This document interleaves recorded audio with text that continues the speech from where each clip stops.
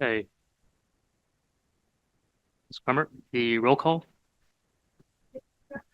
Here. Yeah. Here. Here. Here. Here.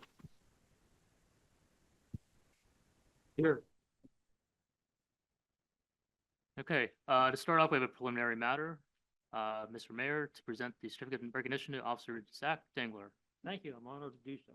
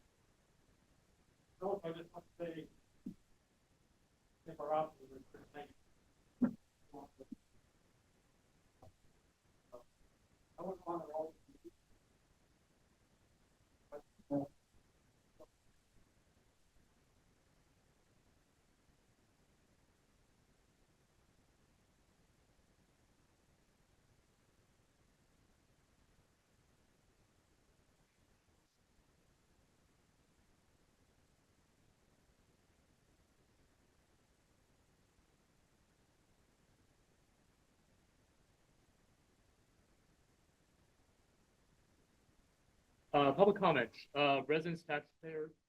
Public comments, residents, taxpayers of the borough are permitted to comment on current matters of concern or agenda items for the council this evening. If you'd like to address the borough council this evening, we ask that you please stand at the microphone, give your name, spell your last name, give your address, so you'll be properly identified for the minute record. Each speaker is limited to 5 minutes. As an alternative, written comments can be submitted to public comments at franklinparkborough.us prior to 12 noon Eastern Time on Wednesday, July 17, 2024, in order to be considered for this meeting. Please include July 17th public comment subject to your email and include your name and address so you can properly be identified for the record. For this evening, we have several items that are part of the public hearing. If you are not commenting on any of those 3 items, do we have any signed up? On the list of signups for discussion tonight, there's only one person who is not listed as being tree ordinance or A&N, and that is Sanjay Mehra. For the others, if you want to talk about A&N or tree ordinance, you should wait until we have those formal public hearings. That'll be a little bit later on in the agenda. So, Mr. Mehra, you can come up and speak now. You have 5 minutes. Right to the podium. To the podium. And, Good evening, everyone. Your name and your address, Yeah. please. for the My record. name is Sanjay Mehra. I reside in Settlers Walk, 1713 Holmes Drive. I've been their resident since August of 2004, about 20 years now. So I am here to discuss, or rather get some guidance from the Borough Council. Good evening to everyone. Regarding stormwater management, I think I wrote an email addressing to all the members and requesting a hearing so that I can look at some alternatives regarding stormwater management. So this issue was brought to my notice early this year, and I do appreciate Tim Phillips' help in getting me the right names of people. We had constructed a patio in 2005, which was about 550 square feet. Later on, in 2018, we extended it to about 825 square feet because the patio was cracking and we couldn't, we had to redo the whole thing. At that time, we added a little bit of a wall around the patio because of the hill. We had to cut into the hill, and then we put in a drainage system. So 6 years have passed, and this year I got a note from Franklin Park that I need to comply with the stormwater management and I need to get a permit, which I've already done. I got the permit in June. And I realized, and this was based on my neighbor's complaint because the downhill house gets water coming in from my patio, and I know that I need to get work done to get that, fixed. So I spoke with a couple of architects, I spoke to PE, I spoke with a couple of builders as well as a couple of folks who do this work. So they guided me, and some of them said it's very difficult based on the terrain to get in the backyard because we have a hill on the back and they can't get the heavy equipment in there. So can we consider and request the Borough Council if we could look at alternative methods, which could be, one of them is potential to connect to the existing stormwater drains, which are running from the roof, which would be one of the easiest ways to do it. Other would be to look at the stormwater pipes going from the patio, because we have a pipe coming out of the patio, which can be taken wherever we want, right? It could go to the road, it could get connected to the existing stormwater system. And that was some of the recommendations which architects, PEs, as well as the contractors, threw out. Rather than, I do understand that there is an ordinance in effect, greater than 400 square feet of patio needs stormwater management. So this is about 345 cubic feet, which needs about 22 tons of rock to fill in it. So that's a pretty huge amount of rock to get in the backyard based on the terrain topography. It's very difficult manually to get it there even, And I do understand, stormwater is an issue here in the township. And we do have in Settlers Walk a huge well or a pit, which is dry most of the time, or I've never seen it, even a little bit of water in it. So I don't know if the drainage system goes in there when it rains hard. It happens only twice or thrice a year when it rains hard. Otherwise, the water is minimal. So the question is the council willing to provide some guidance on this matter? And I do have some other residents who have also more than 400 square feet impermeable surfaces. Next door neighbor himself has a shed, he's got a patio, he's got extended driveway. A couple of houses down my street, I see they have constructed a covered patio with another small concrete patio. So I don't know how these folks are getting their water out, because they definitely have more than 400 square feet. Plus there are a couple of other houses, but out of 250 houses, not everybody is utilizing that 400 square feet limit. I would say maybe, I don't know, I'm just guessing a number here, maybe 10-20% of the houses might have a patio. Most of them have decks. So that's my request. I'll stop here. If there are any questions, I'm glad to answer those questions. Any questions? Yeah. Thank you for your public comment. Yeah. So I just wanted to know what are the next steps. Would I get a response from the council members, or should I reach out again to the Yeah, you council? brought it to our attention. We'll work with Mr. Phillips to get more of the background and see what the next steps are. Okay, thank you very much. I appreciate it. Thank you. Is there anyone else? No. Okay. All right, on the monthly reports, minutes of the June 19th, 2024 pre-post meeting, June 19th, 2024 regular meeting, July 10th, 2024 work session minutes were given to the mayor and council. Are there any additions or corrections? Seeing there is none, motion number one. Move the minutes of the June 19th, 2024 pre-post meeting, the June 19th, 2024 regular meeting, and the July 10th, 2024 work session minutes be approved. Second. Any discussion? All those in favor? Aye. Opposed? Abstained? Motion passes. Treasurer financial report. Thank you.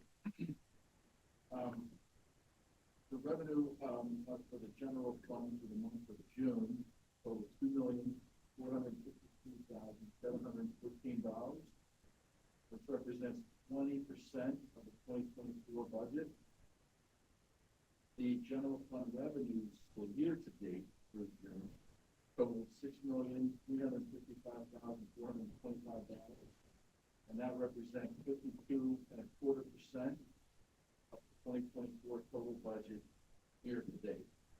On the expenditure side, general fund expenditures for the month of June totaled $927,002. That represents 6% of the total 2024 budget for June. The year-to-date general fund expenditures through June total $4,843,124, and that represents 31.66% of the 2024 total budget year-to-date. And that is the end of the report, Mr. President. Move the June Treasurer's financial report be accepted as read. Second. Any discussion? All those in favor? Aye. Opposed? Abstained? Motion number two passes. Police report. Yes, thank you, Mr. President. I'll be more than honored to do the police report. I'm going to ask you, we had a very busy June, so it's going to take me probably 4 minutes to get through this, but I just want to give you a little pre-warning on that. It's going to be a little longer than usual. For the month of June, Franklin Park Police serviced 459 calls, resulting in 10 arrests. 1 aggravated assault, 1 robbery, 2 disorderly conduct, 3 drugs, 2 driving under suspension, and 1 hit and run. We issued 75 citations and 233 warnings. In addition to all that, just to bring you up to date on everything that took place last month, our accreditation process is progressing well, and we have a target date of November 11th this year to complete that. It's a real involved process, but it's really good for the police department, and we've been working on this for a couple years, 2 years. The Franklin Park Police Department was represented well at the Festival in the Park, with 11 officers interacting with the community, handing out police swag and conducting traffic control. Officers assisted with unification of 3 lost children and a couple lost dogs. There were no significant issues. Barbara Miller with Divine Redeem Parish Quilters donated 15 quilts to our department. Each patrol vehicle is equipped with 1 in case the need arises. A resident contacted the department to compliment and thank the officers working night turn. They commented that during their early commute to work, they consistently see Franklin Park officers patrolling the area. A resident wrote a thank you note to Officer Justin Vada for assisting them with their sick cat. And on June 11th, a robbery took place at the subway on Branch School Road.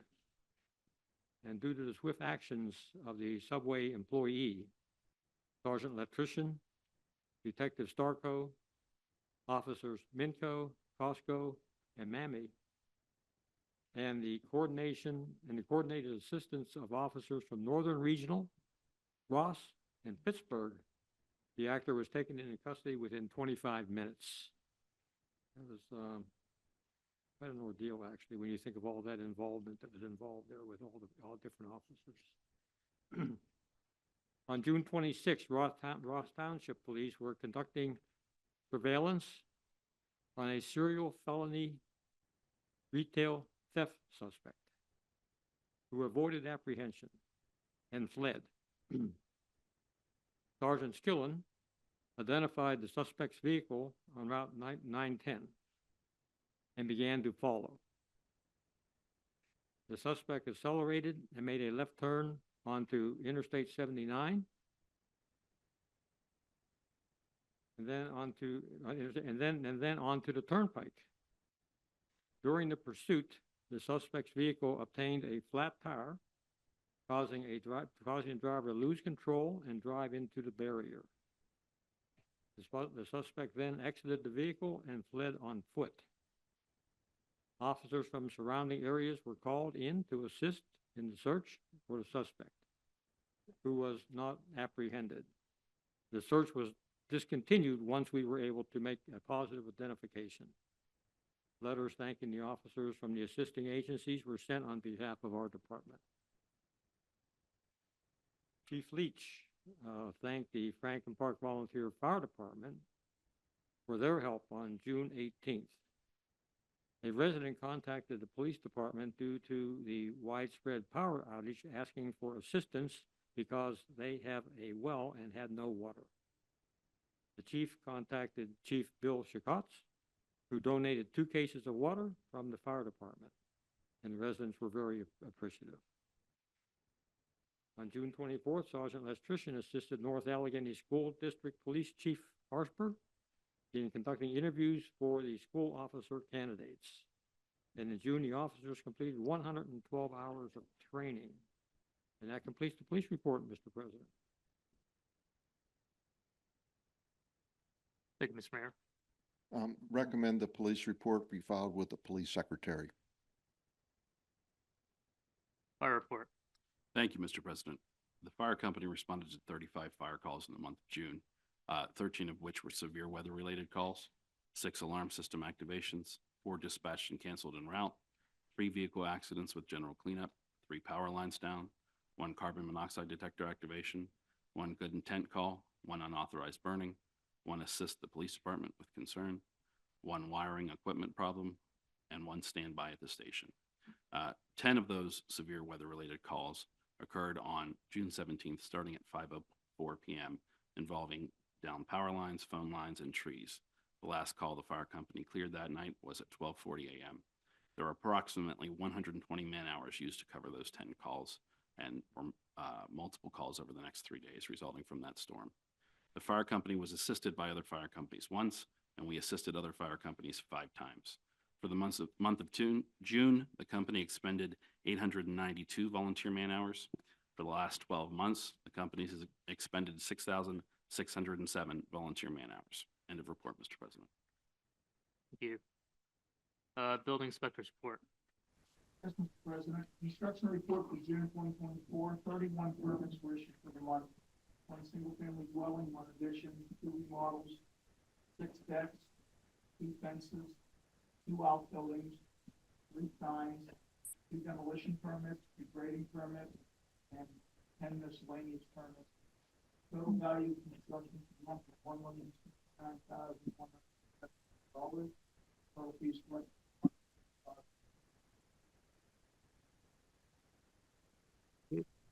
Announcement of executive session. Borough Council held an executive session on July 10, 2024 to discuss potential property purchase, the borough's cybersecurity, personal matters, and potential litigation. The borough also held an executive session on July 17th, 2024 to discuss police personnel, property acquisition, and potential litigation. Old business, none on the new business. Motion number 3. Move council authorize the payment of the bills which have been reviewed and approved since the last meeting. Second. Any discussion? All those for? Aye. Against? Abstain? Motion passes. We are on to the public hearing portion for ordinance number 684-2024.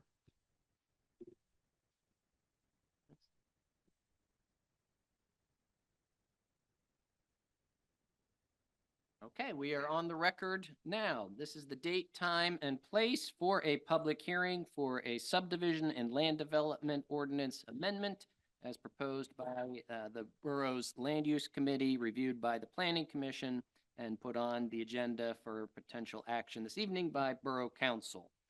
This is proposed ordinance number 684 of 2024, addressing trees and wooded areas.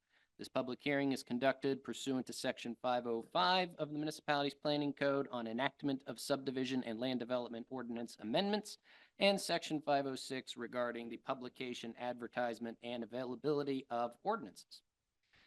I have a number of preliminary exhibits to enter into the record. I'll read them here now. Exhibit A is the transmittal email to the Planning Commission. Exhibit B are the Planning Commission May 21st, 2024 and June 18th, 2024 meeting minutes with their recommendation. Exhibit C is the transmittal letter to Allegheny County Economic Development dated May 17th, 2024. Exhibit D is the Allegheny County Economic Development comment letter dated June 10th, 2024. Exhibit E is the transmittal letter to the Pittsburgh Post-Gazette dated June 11th, 2024, with a copy of the proposed ordinance as well as the legal advertisements. Exhibit F is the transmittal emails to Allegheny County Chief Clerk and the Law Library. Exhibit G is the proof of publication of the notice of public hearing and a notice of intent to enact, advertised on June 20th, 2024 and June 27th, 2024. Finally, Exhibit H is the guest of honor this evening, proposed ordinance number 684 of 2024. We did receive 4 emails through the public comment service that have been distributed to Borough Council. One from Father Joe Carr, a second from Chuck Golding, a third from Regina Hartman, and number 4 from Bob Brecht. We also, in addition to the exhibits listed here, council decided to send letters to landowners of large parcels throughout the borough to alert them to tonight's public hearing.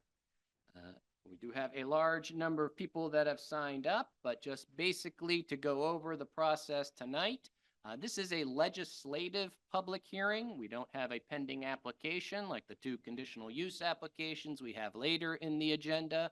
This is a required process under the municipality's planning code for members of the public to give their comments to Borough Council as they consider land use ordinance amendments. This particular ordinance amendment is not a zoning ordinance amendment. This is a subdivision and land development ordinance amendment. What is that? That does not apply to properties in your day-to-day life as you are operating and acting on your property. That is the zoning ordinance that compels and regulates your activities on the property. Subdivision and land development ordinance is directed toward development within the borough of lots of a significant size for both residential subdivisions as well as land developments of non-residential buildings. These provisions are set forth in, we'll call it the SALDO. You'll hear that from time to time. That's the acronym. But these rules are put in place when somebody wants to develop their property. There's a process by which an application is made to the borough. It is reviewed by the Planning Commission for recommendation and then is presented to Borough Council for potential action. Those are for subdivisions of property, which can be either a minor subdivision or a major subdivision, as well as for land developments for non-residential buildings. Borough Council, as part of this process, and the Land Use Committee had the idea of looking at this particular issue with respect to trees and wooded areas as a result of some recent developments of a significant size within the borough. The Deerfield Deerfield Estates property, as well as the Bliss property, were around 2019 or so, and caused the Borough Land Use Committee to look at the ordinance to see if there can be anything done to address essentially clear cutting of sites as part of development. We looked at a number of ordinances and primarily focused on one passed by Pine Township about 20 years ago. Looked at a number of other areas as well and other municipalities of similar size and makeup, but we focused on Pines, as well as Ross Township has provisions with respect to these areas. We also addressed specific considerations for the borough. These are not copy and paste jobs from existing ordinances in other municipalities. The borough already has a conservation subdivision design that is in our ordinances currently. However, it is not often utilized by developers. When we open the floor to public comment, we ask you, I'll read the names as listed here.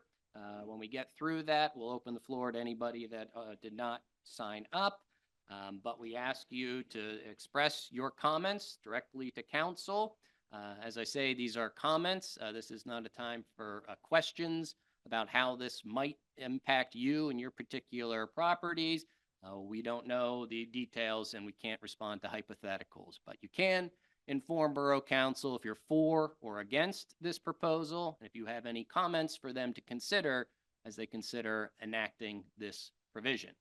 Once again, when we're dealing with a saldo, these are not written in stone. They can be amended in the future, going through the same process of another public hearing to make any changes to this provision or anything else in the subdivision and land development ordinance. As I mentioned before, these will apply to new plans coming in.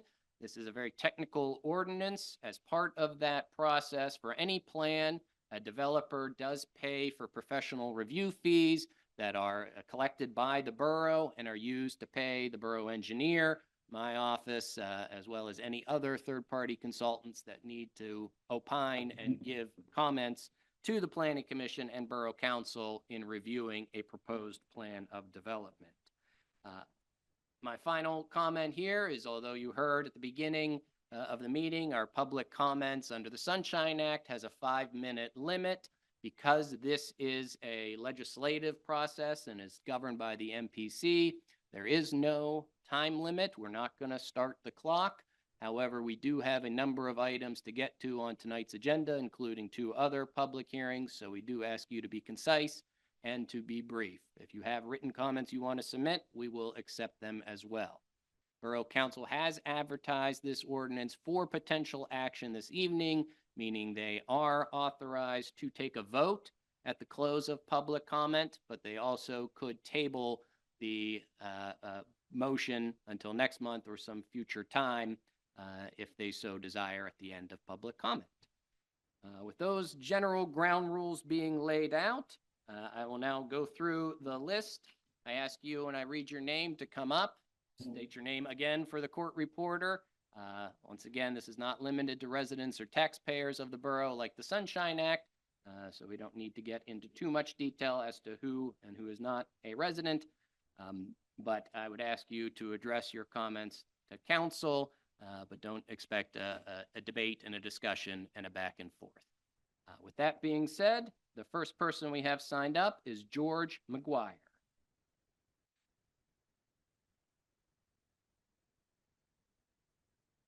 Hello, members of council. Can you hear me? All right. Some of the comments that were just made may make some of my comments moot, but I'll go forward with what I wrote anyway, in case there's some scope creep or some additional additions. My name's George McGuire. I reside on Reis Run. I'm opposed to the adoption of a tree ordinance by the council. Our municipal government should be focused on public works, emergency services, parks, and other essential functions that add value for residents, and not micromanaging what individual homeowners may do with their own property's landscape. These types of rules and regulations are best left to homeowners associations. Every property owner in this borough has a vested interest in maintaining and improving the value of their own property as they see fit. And adding a layer of bureaucracy when a homeowner decides to remove a tree only adds cost, time, and headaches to this process. In the 12 years I've been a resident of Franklin Park, I've needed to remove trees on 3 occasions to make improvements to my property. I am very thankful that I didn't need to seek approval to do so. As a homeowner, I know what's best for my property and believe it's inappropriate for local government to interfere with my right to do so. I suspect that a very substantial number of Franklin Park's residents, perhaps a majority, already live in plans with HOAs that regulate landscaping matters such as tree removal, and that is completely appropriate. When you purchase a home in a plan with an HOA, it comes with a territory and can ensure that your neighbors conform to an acceptable aesthetic. But also consider how quickly this type of governance can devolve into petty disputes that consume an unbelievable amount of time and resources. Some human beings have an unfortunate habit of trying to inappropriately impose their preferences and sense of style on others, and governing bodies give these individuals the platform and authority that they need to do so. Let's not allow our borough government to be an instrument to these ends. In addition, I find it curious that we are considering an ordinance for the preservation of trees, and this is where I might come up against some of your comments. When it seems entire forests within our borough are continually being clear cut for the purpose of constructing new developments. Less than a mile from my home on Reis Run, The Bliss, a new development that locals have affectionately termed the Toilet Bowl, is under construction. I know that many residents aren't in love with this new aesthetic. Perhaps most frustrating is that these new developments are being established with access to all utilities, when I still don't have access to tie into the public sewer system. My neighbors and I have 60-plus-year-old aging systems, and regulation restricts us from being able to remediate any problems without extremely exorbitant costs, and in some cases, not at all due to the layouts of our lots. We're on an island completely surrounded by developments and other homes that are tied into the MTSA, but our stretch of homes was apparently an afterthought. Many other borough residents don't have access to public water resources. I don't know how many residents in Franklin Park have access to public sewer, water, or other services, but I know it's a very large number.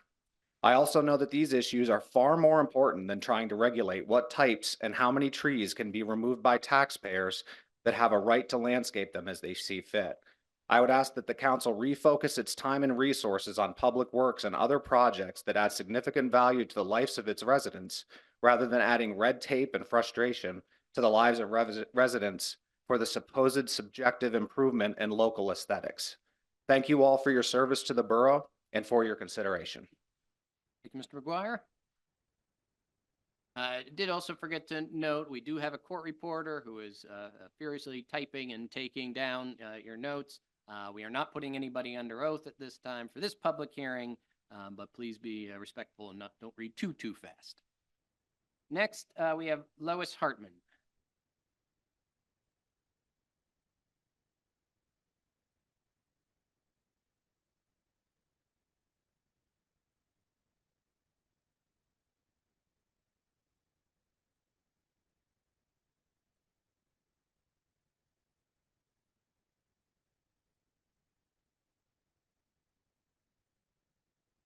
Hi, Council.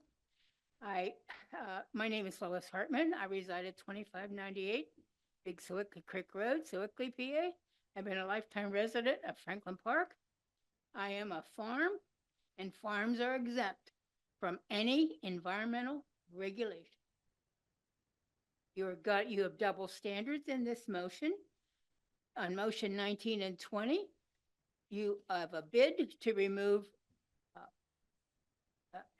tree removal on Acorn Park and to pay timber tree experts $14,500. This is a double standard. If the trees are deemed crucial to our community, why is the borough considering cleaning these up at this instance? By some chance, if you were to pass this such parcel from the if you were to pass this as such, parcels exempt from real estate property and school tax, are they exempt? What compensation does the borough of Franklin Park intend to provide per acre annually to the property owners for tree maintenance? Why Franklin Park is targeting the owners of parcels exceeding 10 acres under this ordinance? Why are you doing that? What's Franklin Park doing for us? Nothing. You need to look at everything. I didn't get my letter until July the 12th. Your letter is dated July the 9th. I had 5 days to digest it. How would you like that? I did not like that at all. I didn't like your inconsistency of doing that. And there are other homeowners that never received this notice, which is totally unfair and discriminatory. Thank you. Thank you, Ms. Hartman. Next, we have Dwayne Wist.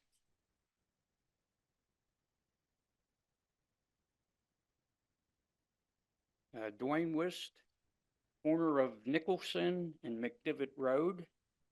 I am curious to who represents my interest at that property. Which one of you two elected officials? What ward? Nobody?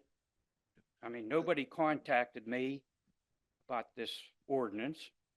In effect, you have devalued my property by hundreds of thousands of dollars. And I would just like to know who is representing me. You're elected to represent us citizens. Nobody? Probably in the second ward, Dwayne, I'm not sure. Second? All right, we'll find that out. Okay, I've had that property for 42 years. And if you're familiar with it, you'd probably think it's a nice looking piece of property. I've lived here for approximately 70 years. I've watched the developments come and go. Probably most of you live in a development that tore the trees down. So in effect, all you've done is stolen money off me. Now, you've leave me a few options here. You guys could buy it, and I'd leave it like it is, trees, beautiful looking. Litigation, I really don't want to get into that. Or probably what'll happen is I'll clear cut it myself. That will increase the value for future development. Just remember, if you'd asked me, it would have stayed like it is, but now you backed me into a corner. So I think I'll just cut all the trees down. I've talked to developers and they say it's hard to figure that out without plotting everything, but clear cutting it will be my answer. Thank you. Thank you, Mr. Wist. Next, Regina Hartman.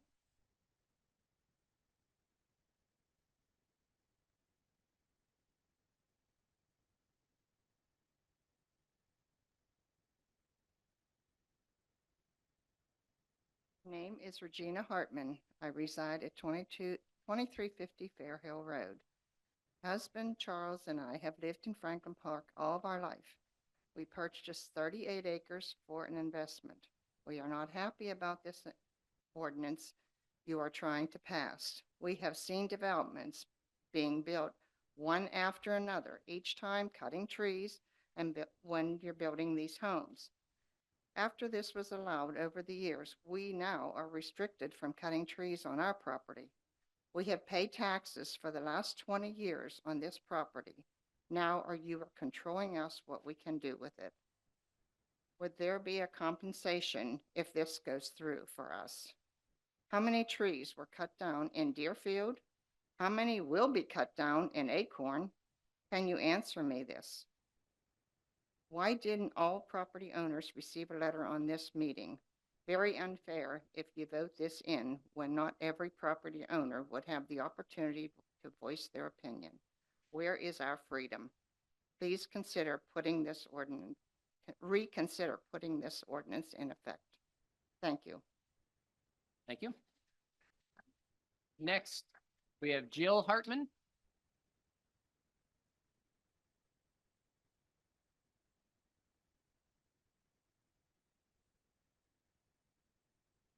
Good evening.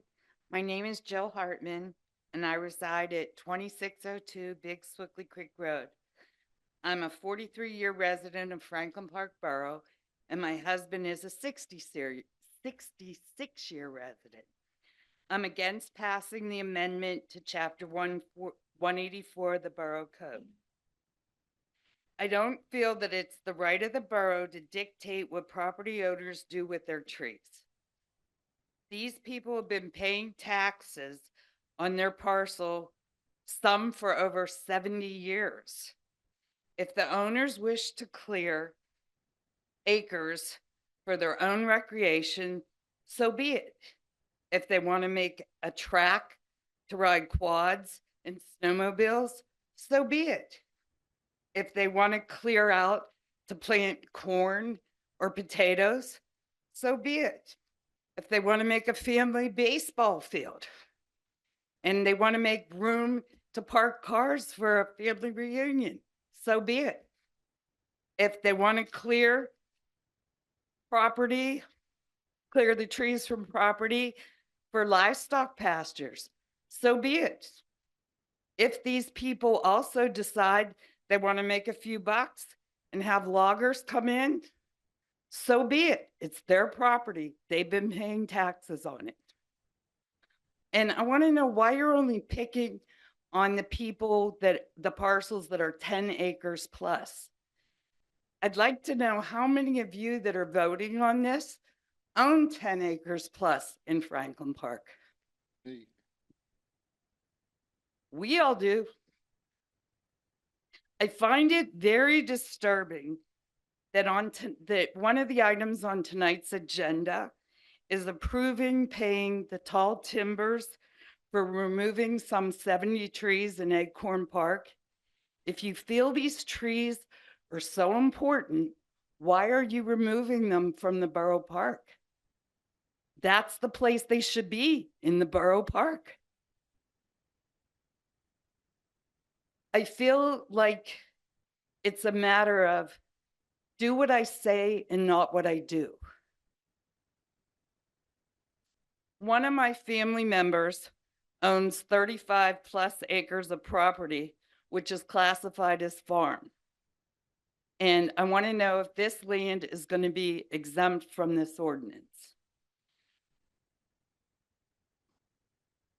If for some reason this amendment does get passed, I want to know if all of these parcels of 10 acres plus are now going to be exempt from school tax, property tax, and real estate tax.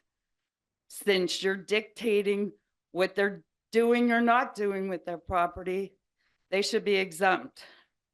Also, if these trees are so important and they're benefiting all of the Franklin Park residents, I want to know how much you're going to pay each of these people every year per acre for maintaining their trees for the Franklin Park residents. I really don't think that any of these people here are planning on clearing 40% or more of their trees, but I do think it should be their decision and not dictated by you. Thank you. Thank you, Ms. Hartman. Next, we have Deb DeVosick, but you have not put the topic. Are you here to speak about the tree ordinance? Yes.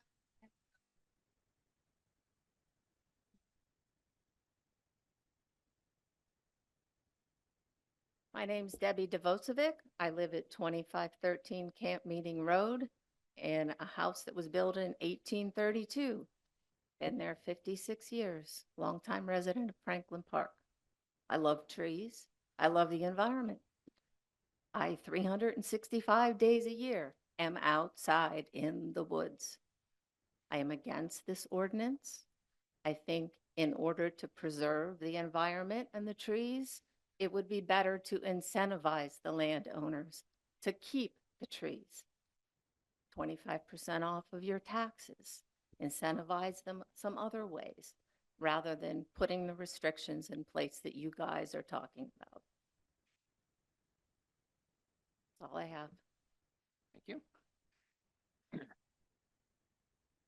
Next, we have somebody signed up for conditional use hearing, but next, William Chicotts.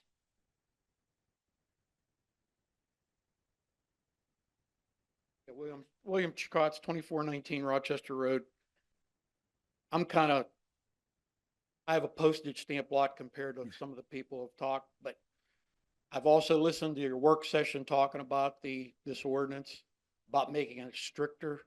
And I'm just worried about you micromanaging every parcel of what we can and can't do with our property. I urge that you don't pass this. Chickox.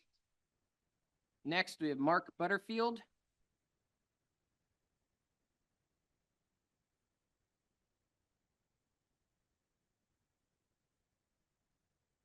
Mark Butterfield, 1628 Pinehurst Court. So I just got this week. So as I went through it, again, it was just kind of astonishing. There's 7.95 billion trees in Pennsylvania. 7.95 billion. So we want to micromanage the number of trees in Franklin Park. Now, I understand when people are doing developments, you got to do it the right way, but we already have all these ordinances on the books today.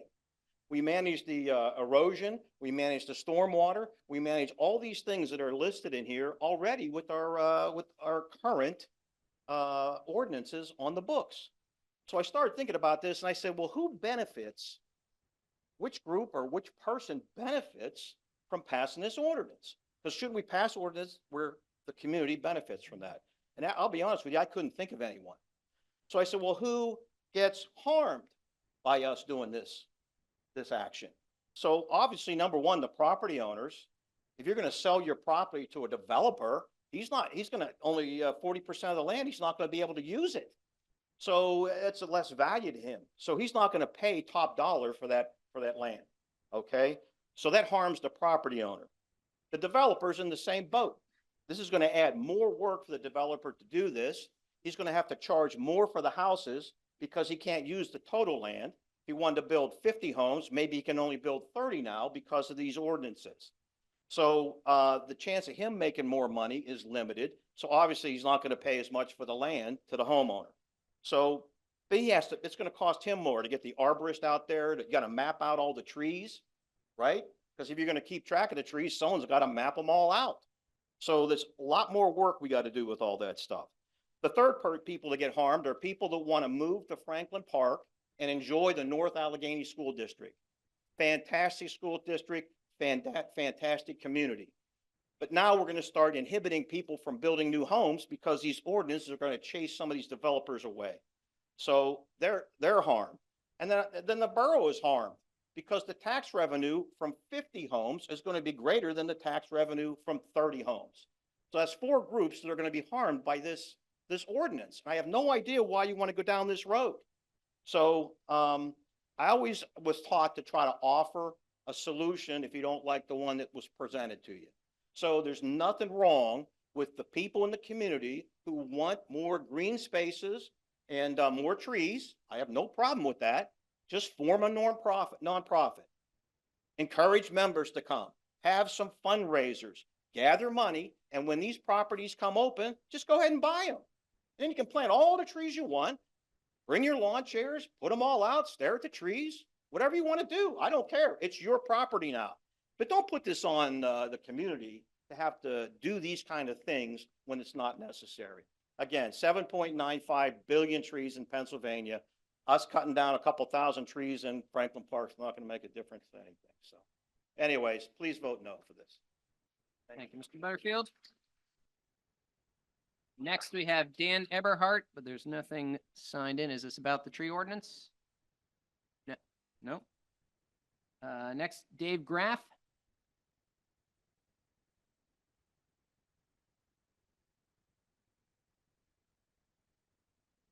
Dave Graff, 2638 Brown Road. I just wanted to say thanks for attempting to try and preserve what's left of Franklin Park on the Land Use Committee, whoever's in charge of that here. I would say it's probably a little late for that at this point with all the development and massacring of everything that went on everywhere. And not to be repetitive and go on and on, agree with most of what everybody said here tonight. And the landowners that own 10 or more acres, I believe that it definitely should be in their hands and their opinions on, I don't think any of them were complaining to you or causing any uproars about, you know, the trees on their property or anything like that. And it's not like, when you know, I have 38 acres, so there was on my property, you know, there's one house that was built in 1890 on Nicholson Road. You guys have, you know, I plotted out an area last night that, you know, counting the townhouse and everything, 280 homes. And in here it says that you guys are stating that preserve and protect the public health, safety, and welfare with this ordinance. So during all the other development and everything, you weren't protecting the public health, safety, and welfare of all of us, and then now all of a sudden we're responsible to do that for everybody else. Just want to say, definitely oppose it. Thank you, Mr. Graham. Thank you. Next signed up, John Linkowski. Hi, my name is John Linkowski. I'm a lawyer, and I'm here on behalf of Jason Davies, 2285 McDevitt Road. I just got this yesterday. I really haven't had to take a really in-depth look at it yet. But at first blush, it does appear to be unconstitutionally vague and discriminatory. I'm sorry. Is that better? Okay. At first blush, this ordinance looks to be unconstitutionally vague and discriminatory.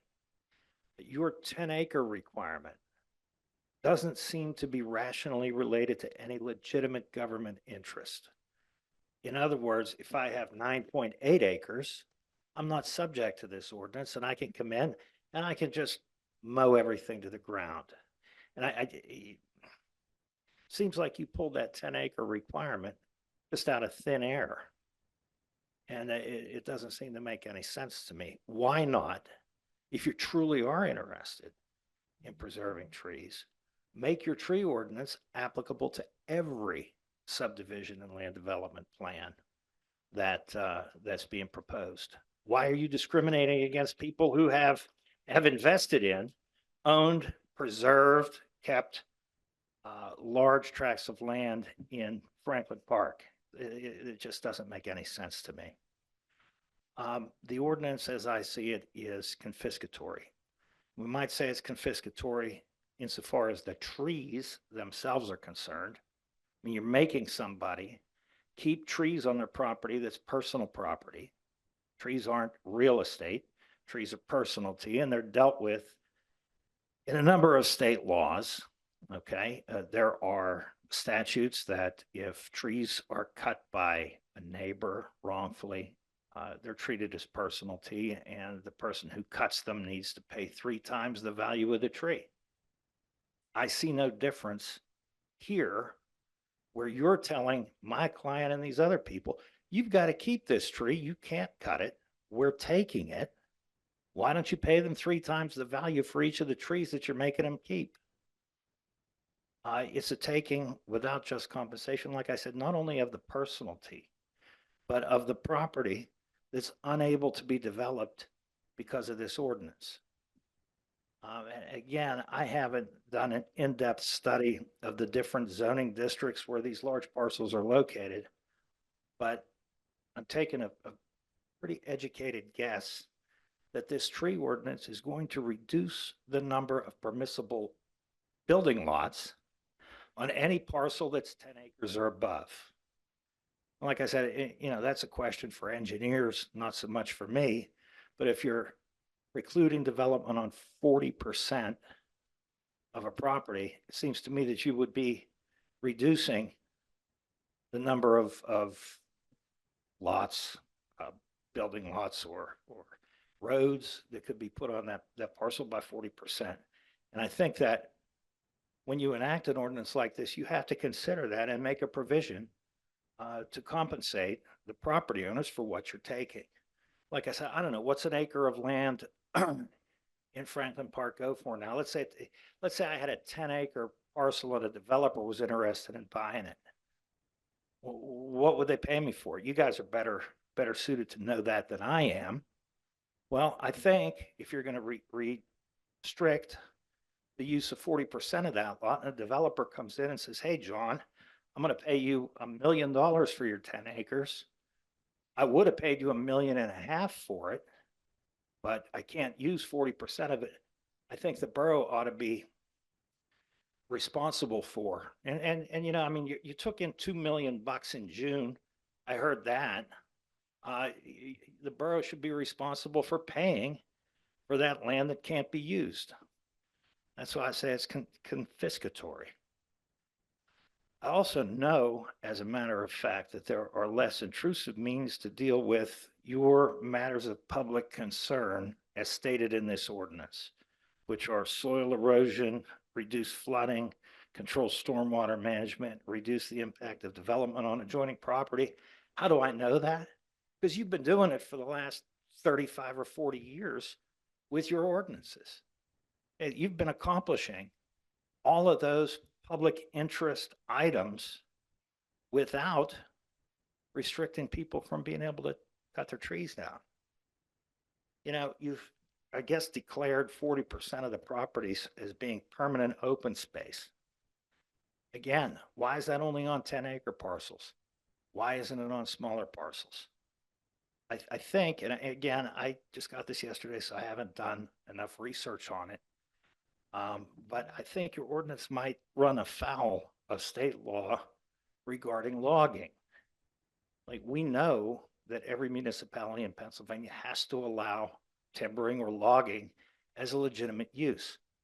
I don't think you can backdoor a prohibition against logging through an amendment to your subdivision and land development ordinance. It just doesn't seem to make sense. Again, I haven't really done the research on it, but that's what this seems to be.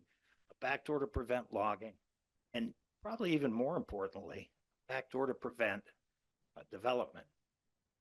Your the ordinance will, if implemented and enforced, uniformly, I hope, enforced, discourage developers once they know that they're not able to maximize the land that they purchase.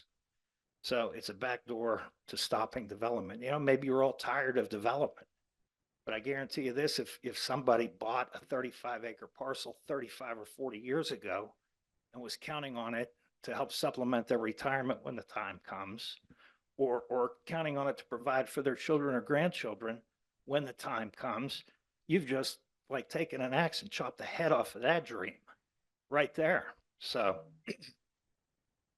I have a question, and I hope somebody's equipped here to answer this. And when I read the ordinance, I got the understanding that if there's no subdivision or land development, the ordinance is inapplicable. In other words, if I have a 10-acre parcel and I'm not subdividing it, I don't have a land development, that under this ordinance, under your subdivision and land development ordinance, I can go and clear cut the thing tomorrow. And there's not a thing that the ordinance does to prevent it. Am I accurate? This public comment, not questions, but I will grant you a professional courtesy. Thank you. Yes, in general, this applies to subdivision and land developments. However, we do have a logging ordinance that if you did want to cut that amount at one time, you do an application to make sure that it is done properly in accordance with state law. So A logging application, not a subdivision or land development. And I think I also answer that to put that out to the rest of the public. We've heard a lot of comments of their dictating what I can do on my property.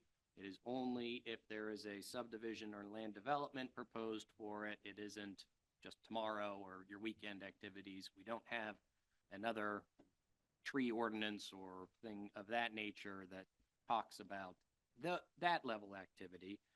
And to the other comment, I mean, we have restrictions on properties. We have zoning. That's a restriction on all your properties, that you can have a residential house in a residential district and a gas station can't go right next to you because they've been separated. You have a subdivision and land development, so everybody that comes through goes through a process that it protects all those health, safety, and welfare provisions. This is a change to a problem that the borough has seen with developments and is trying to not stop development, but to continue to control development. Thank you, Mr. Mott. Mr. Yunker, you actually made my point for me, Okay, and I thank you for that. The borough has ordinances yes, that it applies uniformly to all properties in the borough. You said that. We have a zoning ordinance that applies to all properties. We have a subdivision. different zoning districts, so it's not the same thing applied to everybody. But it applies to all properties. You have a subdivision and land development ordinance that applies to all properties. No, This because you ordinance, can do a subdivision, or you could do, not come through a major subdivision process. If you're just building one house, you go through a major subdivision process. that's in your ordinance, right? Yes. Okay, and that's what I'm saying. Your subdivision and land development ordinance applies to every property in Franklin Park, and it has to. It has to apply to every property in Franklin Park under the municipality's planning code. You can't say, oh, I exempt Mr. Malkin's property, or Mr. Ebner, you don't have to comply with it. There's really only one king here in Franklin Park that doesn't have to comply, and that's the borough itself, right? You don't have to comply with your own ordinances. You might have to comply with state law, but you don't have to comply with your own ordinances. But all the other ordinances, no, Well, we do. Okay, continue. you might. I think you know, you can voluntarily comply. I've never seen a public hearing or a meeting or a variance request for a building that's being built by a municipality in Pennsylvania, because they say, we don't have to comply. But anyway, this ordinance is different because it doesn't apply to all properties in Franklin Park. It applies to the properties owned by these people here who are here to oppose it. So I'm going to stress that, or ask and encourage you to take another look at this in light of what I've said tonight, and not pass it until the items that I brought up have been carefully considered, and I don't think they have been. And in the meantime, it is comforting to know that people can start clear cutting tomorrow, as long as they're not putting in a subdivision or land development application. Thank And you. if they have a logging permit. Well, yeah, I they forgot get a that part. logging permit. Sure. All right, thank you, Mr. Lankowski. Next. I believe Jason Davies? No, okay. Thank you. Michael Antonelli?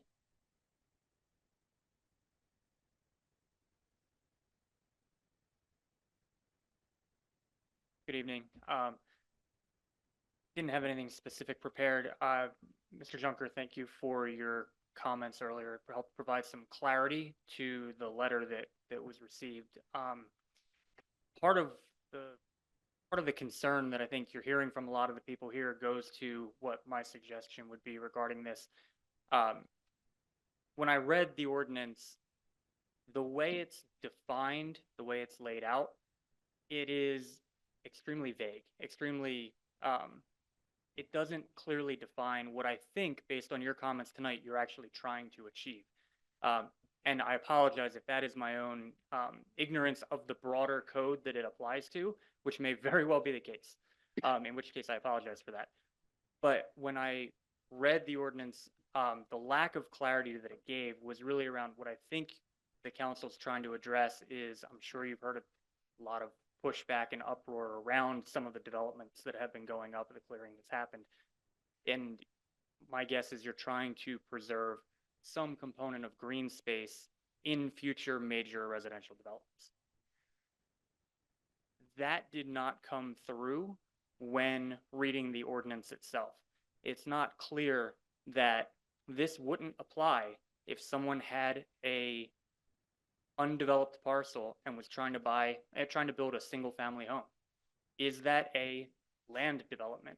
I don't know if it would apply in the code, but anything as far as even just two properties, it goes to, I would suggest tabling the vote tonight and carefully consider clarification within the way that it's worded, so that you don't have a ton of the constituents that are thinking this is applying to them regulating what they're doing on a everyday basis with their own land.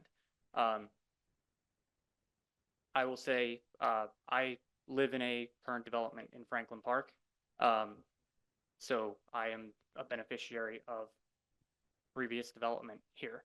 But selfishly, I'm looking to acquire a parcel that would allow me to build a single home.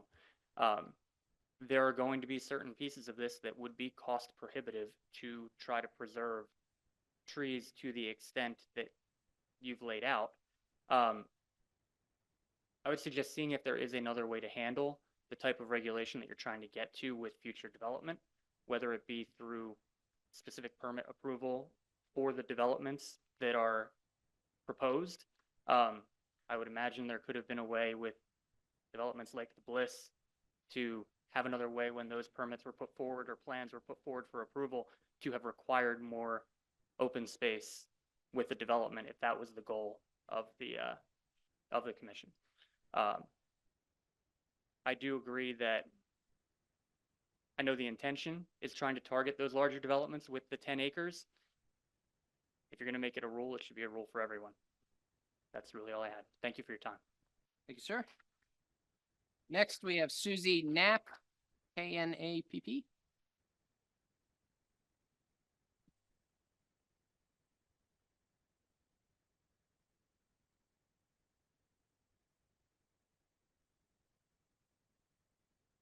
My name is Susie Knapp, and I live at 2433 McGee Road Extension.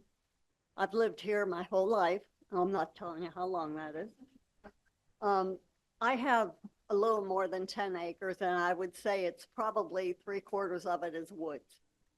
I also have oak wilt. Not most, about half of my trees are oak, and I'm losing trees at a pretty rapid rate. So does that mean I can't cut down these trees?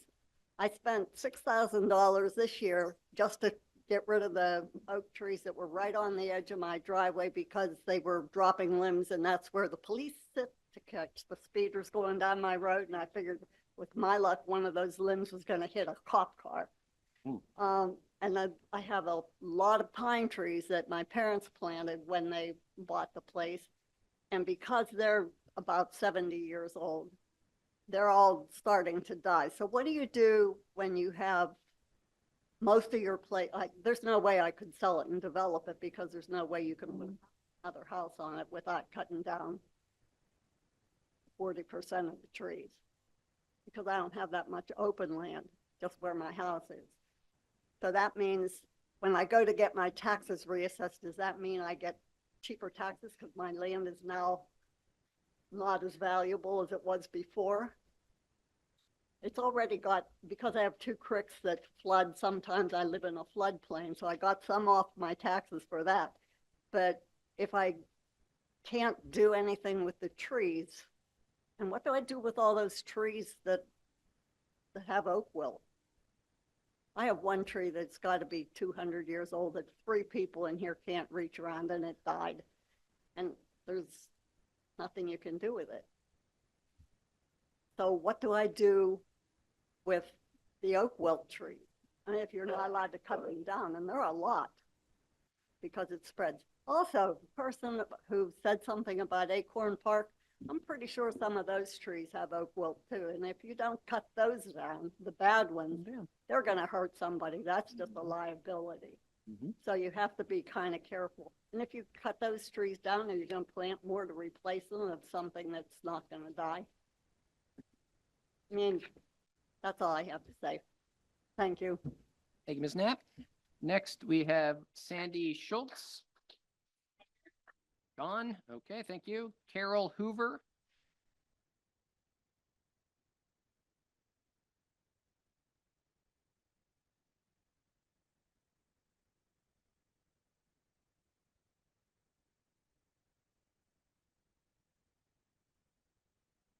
My name is Carol L. Hoover. I reside at 1726 Waterleaf Drive, Sewickley, PA, 15143, and this is in the borough of Franklin Park. I'm speaking tonight to support the passage of this ordinance concerning the regulation for the preservation of the existing. Quiet, please. existing trees and vegetation and wooded areas. First of all, I'd really like to thank the council members and others who drafted this ordinance. I think this type of ordinance is greatly needed. I have to say, after hearing the comments tonight, I think maybe we should do some reconsideration of some aspects of it, but I think the whole concept is needed. I also want to thank the whole council for taking time to discuss and consider the proposed regulations. What we haven't heard tonight is, what is the benefit of these trees? Why is this an issue? Well, I live in the fields of Nicholson, and I went through the clear cutting in Deerfield. And let me tell you, now let me be really clear about this. The noise at night is not healthy. It's not pleasant, and it's almost unbearable. And it was not like that. We've always had noise from 79 in our community, but it has gotten much, much worse. On an aesthetic point of view, I used to look out and be able to sit on my deck, and I could look at the community behind me, and I would see that nice old growth, which is probably some of those trees were 50 or more years old. And I could see the trees, and I did not see the traffic on 79. And that was when there were leaves. There were not leaves on the tree. I would see branches of trees and some traffic going through. This has made the living space not desirable. From a personal point of view, I have concerns too about taking out trees. Okay. We've also not heard about the benefits of trees. And why do we even care about conservation? Well, number one, we do have a stormwater issue in this township. And it's lots of studies have shown that trees help to retain water, they retain soil, and they're an inexpensive way to reduce some of the problems you have with soil and stormwater and flooding. It's one of the least expensive ways you can do to help solve that problem.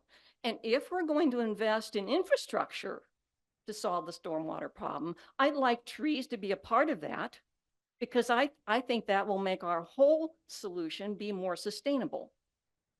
So from a cost point of view, from a value point of view, I think trees have that to add to their value.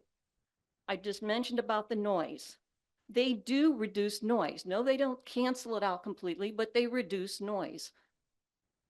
Another thing, they're natural air purifiers. And everybody's talking about carbon capture. Well, guess what? Trees are the best natural way to capture carbon. They take in lots of CO2, which we have a lot of CO2 coming off of Route 79. They take in a lot of CO2 and they convert it to oxygen. They retain the carbon. They help to collect rainwater. I can see that in the back of my property. I have a whole row of trees back there. And if I didn't, the water would flow right over the hill that's right behind my home and go to the next property. They're also good on my property because there is a hill there. And this is one way I use to deter people from going over the hill and falling. I'm thinking about liability. And I've been arguing this with my association, why those trees need to stay there. Because I have a liability issue.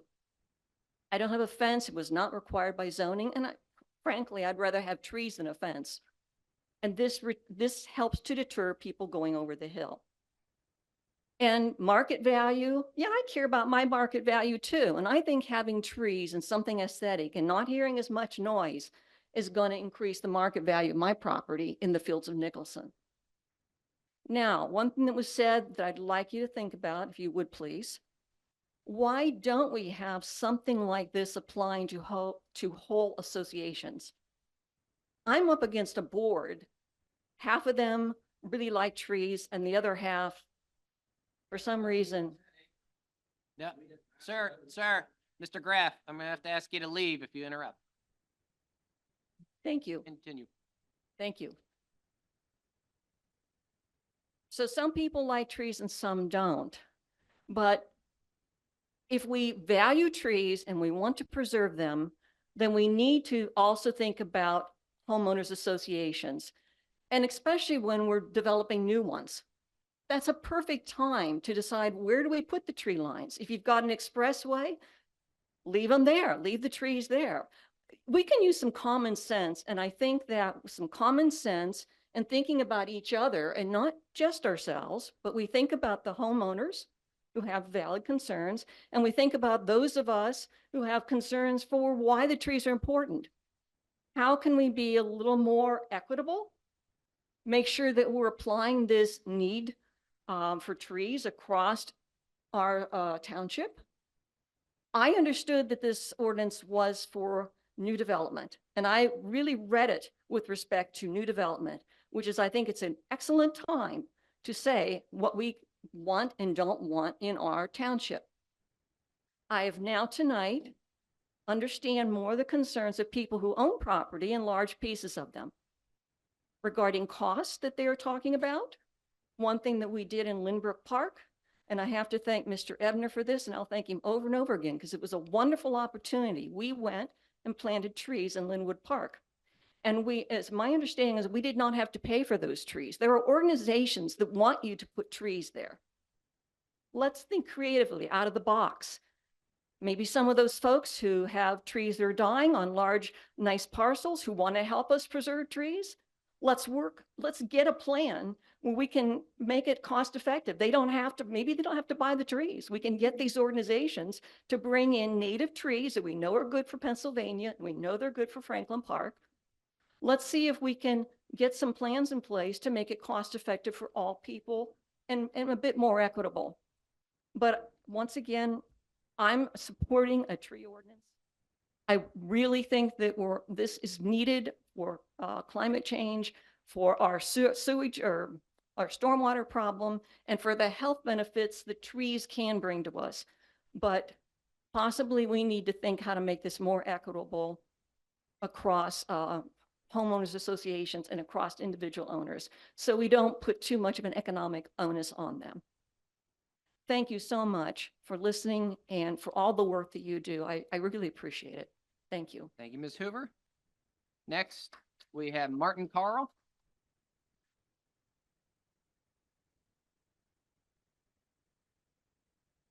My name is Martin Carl.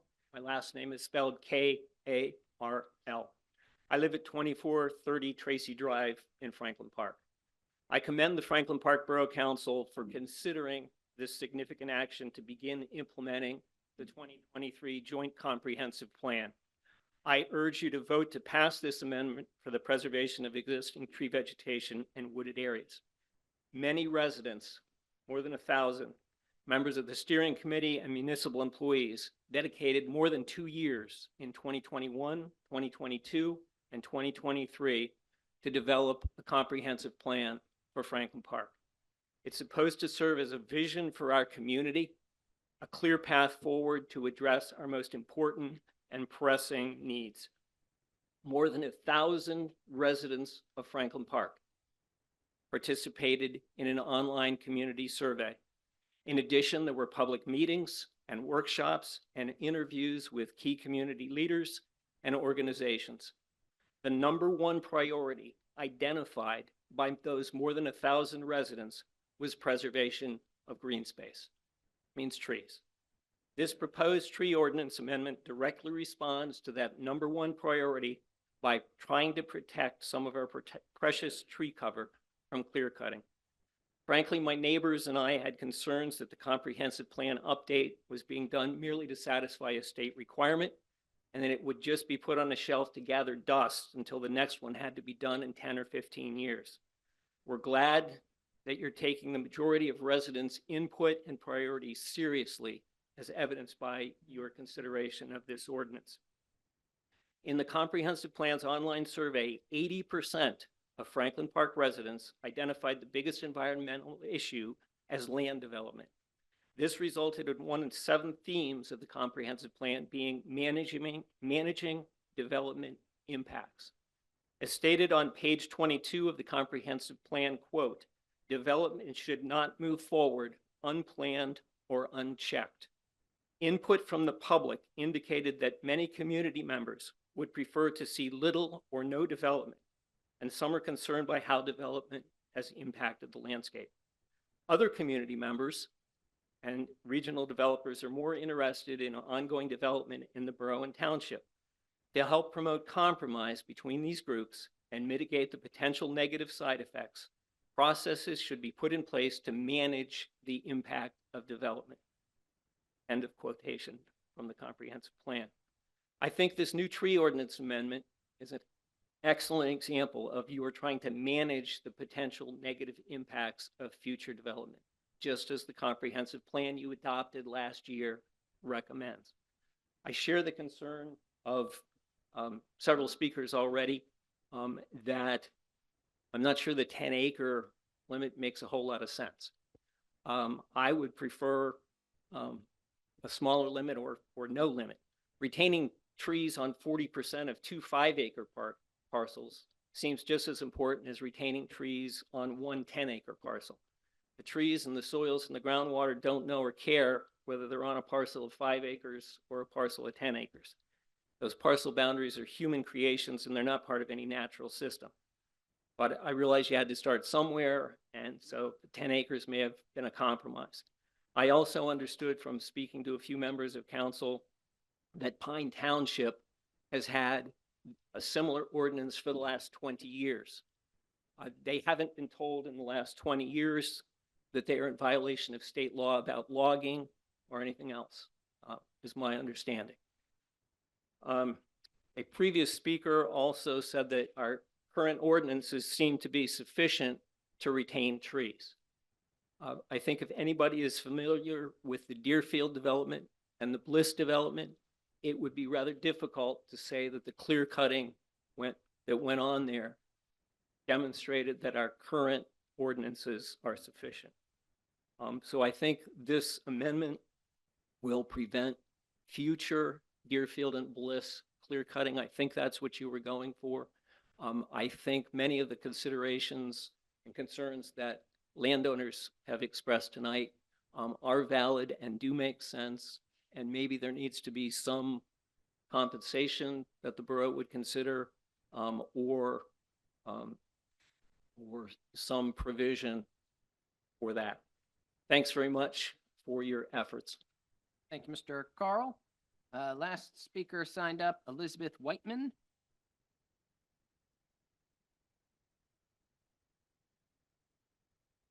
Hi, thank you to the council.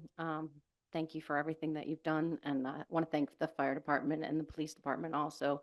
I'm grateful on a daily basis that I live here in Franklin Park. I've lived here about 12 years. I want both. I want to take care of the people who have 10+ acres. I see that they have plans for this land. They've had plans for this land for decades, and they are concerned about their families.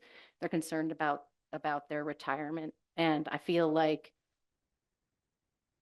the trees in Pennsylvania, 100 years ago, there were almost no trees in Pennsylvania. And that's true. You can look that up. And so I think that is an extreme concern.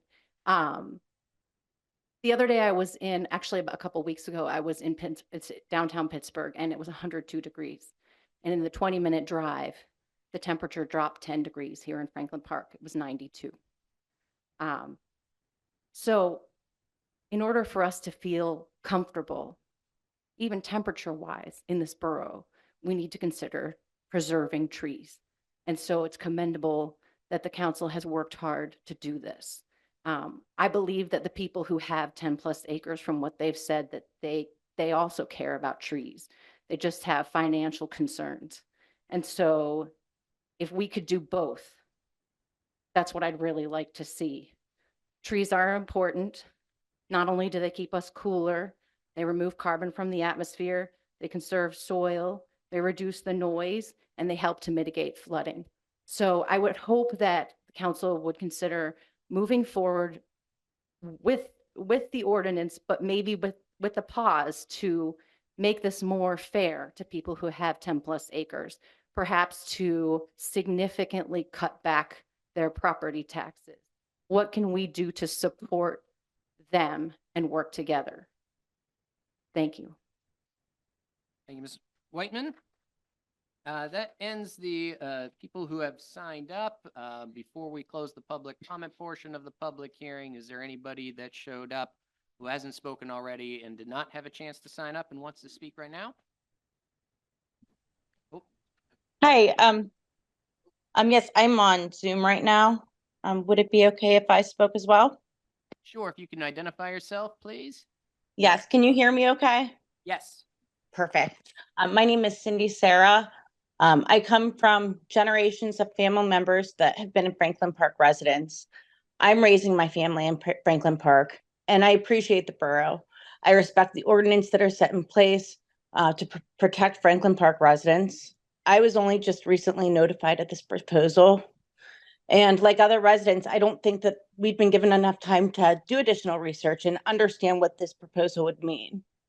The proposal is unclear and vague and does not make Franklin Park residents feel supported, and only provides a sense of micromanagement on what very specific landowners can do with their property. And to be honest, I'm left with more questions than have been answered at this time. I respectfully ask that the committee consider other alternatives on ways that the borough can preserve land without impacting property owners and impacting their property, the value, and residents of Franklin Park. I also ask that you show consideration to Franklin Park landowners and residents by notifying all Franklin Park residents and allow them to learn about this proposal and how it could impact the future of Franklin Park. Thank you for your time and consideration. Thank you, Ms. Sarah. I see some other people online, but I'm going to come back to the room. We'll go back to the people online, but I saw two people identified. Sir, yes, in the front. You can identify yourself. My name is Joe Birch. I don't have 10 acres, and I just found out about this today, this change to the ordinance. And I would encourage 1650 Sturbridge Drive. I would encourage, instead of using a stick, maybe use a carrot, like he had mentioned earlier. Perhaps you can offer a developer some tax incentives to strategically plant trees when because it seems like if they clear a lot in order to put the houses in, put in all the infrastructure, and then they can surgically put trees back in again. It seems like that would be a pretty easy way to get to the tree situation.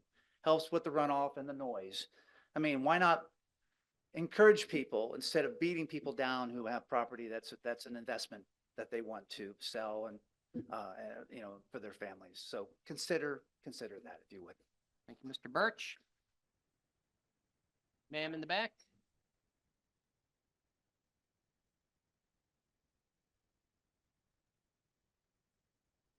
And please identify yourself and give your name and your address. I'm not signed in. Good evening. My name is Janet Cedor.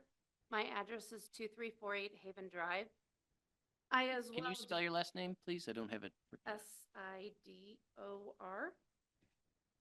I as well do not have 10 plus acres, but I will inherit in South Dakota many acres. And I hope this doesn't happen to me when that does happen. But I would like to address your proposal on land development ordinance. I call it a proposal because it is just that. It is a proposal. You are attempting to put regulations upon landowners who have purchased and owned land in Franklin Park for some time. They do not have any requirements set when they purchase that land. However, you want to put regulations in place that will cost them when they choose to decide to develop their land. Unfortunately, you do not have the control, the decision of land to do this decision upon landowners. You want to attempt to do so, and this will come at a cost to you and the Franklin Park taxpayers, because that will come in the form of lawsuits. I urge you to rethink your proposal. I suggest that you create a program to replenish trees. If we're talking about trees, then let's handle trees. I suggest that you give each resident the opportunity to get saplings and plant them in their properties to continue to develop the trees in Franklin Park. Ultimately, this is going to cost Franklin taxpayers money. I believe that you could find other ways to build the community and motivate taxpayers to plant trees if you made an effort to introduce those programs and not choose to just put requirements upon them. You are choosing a specific population, and that is not acceptable. Thank you, Ms. Cedor. Anyone else in the room? Seeing none, I'll now go online again. If you can raise your hand electronically, Andy can unmute you if you've been muted. Seeing no one else. Oh, Alfred Duff. Okay, Mr. Duff. Please, Good evening. This is Al Duff and his wife Barbara. We own the property at 2627 Brown Road. And I just want to say that ditto to the last, not the last, but before the last and the previous two people. I want to ditto their concerns and Dave Graff's concerns about property owners being sort of blindsided by this. And the fact that we got this letter less than a week ago to discuss this whole ordinance is unacceptable. So that's all I have to say at this point in time, but I would hope the council would consider truly reviewing this information and coming to a different conclusion than having a public hearing on short notice. Thank you. Thank you, Mr. Duff. I will take this opportunity to address the letters. I read through the exhibits A through H, which are the required notices under the municipality's planning code. The letters were an additional decision by Borough Council because individual notice, notifying impacted properties, anything along those lines are not required, are not spelled out in the municipality's planning code. So yes, you may be concerned in terms of timing, but there was no requirement to provide you those letters. The state law says put a legal advertisement in the newspaper, have this public hearing, have comments from the Allegheny County Economic Development and Planning Commission, and that's it. So the borough actually went above and beyond the requirements to provide these letters to potentially impacted residents. And yes, we did only had some time to scrub the assessment records to find out. We might have missed somebody here and there, but because it wasn't a requirement, there was no standards for who was to get individual and personal letters. So I understand that, but still, it's unacceptable. We need at least a month to be able to absorb all this information.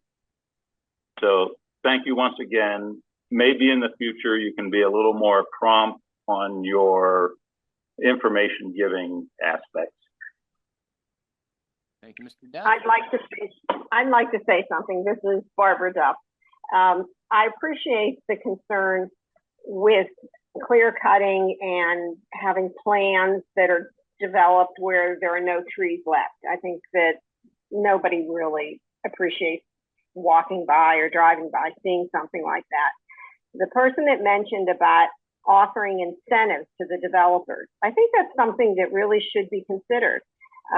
If one of the reasons to enact this ordinance is to preserve, trees in Franklin Park and keep Franklin Park beautiful, then maybe that's something to really think about with developers and, to make it so that it's to their benefit to preserve more trees in their development and not clear cut the whole thing and just plant, a very small sapling. That's just my thought. Thank you. Thank you, Ms. Duff. Anyone else online care to give public comment on the proposed ordinance? Going once, going twice. No more further public comment. Okay. At this point, we've come to the end of public comment. We can stay on the record for the motion number 4. As announced previously, Borough Council has properly advertised this ordinance for potential action this evening. You may either move to take action on the ordinance or, as we talked about before, based on comments, you may move to table until the next regular meeting. The other procedural steps, if there are changes to the proposed ordinance of a substantive nature, and that's anything other than a typo correction, we do start the process again. We do circulate it for review and comments and hold additional public hearings. With all of that said, I'll just summarize the ordinance. This is ordinance number 684 of 2024. It is an ordinance of the Borough of Franklin Park, Allegheny County, Pennsylvania, amending Chapter 184 in the Code of the Borough of Franklin Park, Subdivision and Land Development to adopt regulations for the preservation of existing tree vegetation and wooded areas. And because I've introduced it, council can debate or discuss your potential action this evening. We don't need to have a full motion and then debate and discuss. Mr. President, I'm going to move to table this motion at this time based upon the comments we've heard this evening. Second. Okay. Any comment? Okay. Any discussion? Council members? Okay. All those for? Aye. Against? Abstains? Okay, motion is Carried. carried. Table. Thank you all. This will go off the record now for the public hearing with respect to this proposed ordinance. This will be on a future agenda based on discussion with council. Okay. No need to pick a date. Well, our typical process would be to move it to the next regular meeting. If council wants to discuss further at the work session with respect to next steps, we can do so. There's also an option to refer it to the Land Use Committee. But I think at the work session, we can discuss further next steps. Okay. So motion number 5 should be tabled. Mm-hmm. Correct. Yeah, I'd also Okay. move to, is that right? Yes, move to I table move to motion. table motion number 5, which is attendant to motion number 4, which, Okay. Any Second. discussion? Okay. 4? aye. 5. Aye. Against? Abstain? Motion carries. Move on to the next item, and I'll just keep rolling with it. The next item on our public hearing hit parade is a conditional use application. If anybody was here just for the public hearing, you're free to leave or stay for the rest of the meeting. But if you do leave, please do so quietly because we do have further business to conduct. Thank you all. Yes. So with that said, this is the the Borough Council of the Borough of Franklin Park will now hold a public hearing on a conditional use application submitted by Paul Digis for a property located at 2465 Henry Lane, Swickley, PA 15143 in the R1 zoning district. Assessment records show that the property is 1 acre. The property is currently improved with a single family. What? They're still, Okay. Yeah. I think they're pretty quiet. okay. Yes, please be quiet on the way out. There is a vestibule if anybody cares to continue their conversations.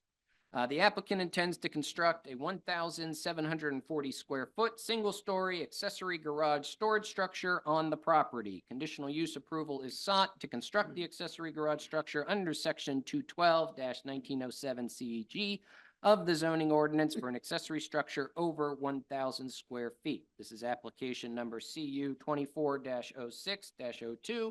The ballot and lock number is 1065-H-284.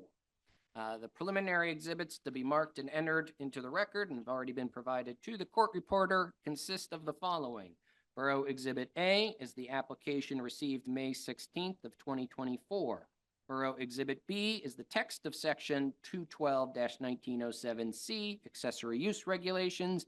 Borough Exhibit C is the text of section 212-1803, general conditional use criteria. Borough Exhibit D is the written consent to an extension of time to commence tonight's public hearing. Borough Exhibit E is the public hearing proof of publication from June 27th, 2024 and July 4th, 2024. Borough Exhibit F is a picture of the property posting. Borough Exhibit G is Mr. Phillips' staff report dated June 13th, 2024. Borough Exhibit H is the Planning Commission recommendation letter and notice to applicant dated June 19th, 2024. Borough Exhibit I is the notice to neighboring property owners, and that completes our preliminary exhibits. Before we get to the applicant's case in chief, is there anyone other than the applicant seeking party status to participate in tonight's hearing? Seeing none, we will now swear in the witnesses. Anybody who is going to testify in this matter, you please be sworn in by the court reporter at this time.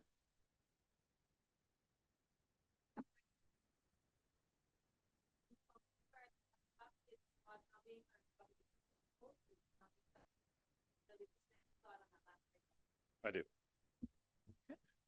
Sir, if you can introduce yourself, but I guess, well, we usually ask for Mr. Phillips to give a brief review of the Planning Commission actions and recommendations and why we're here for a public hearing this evening.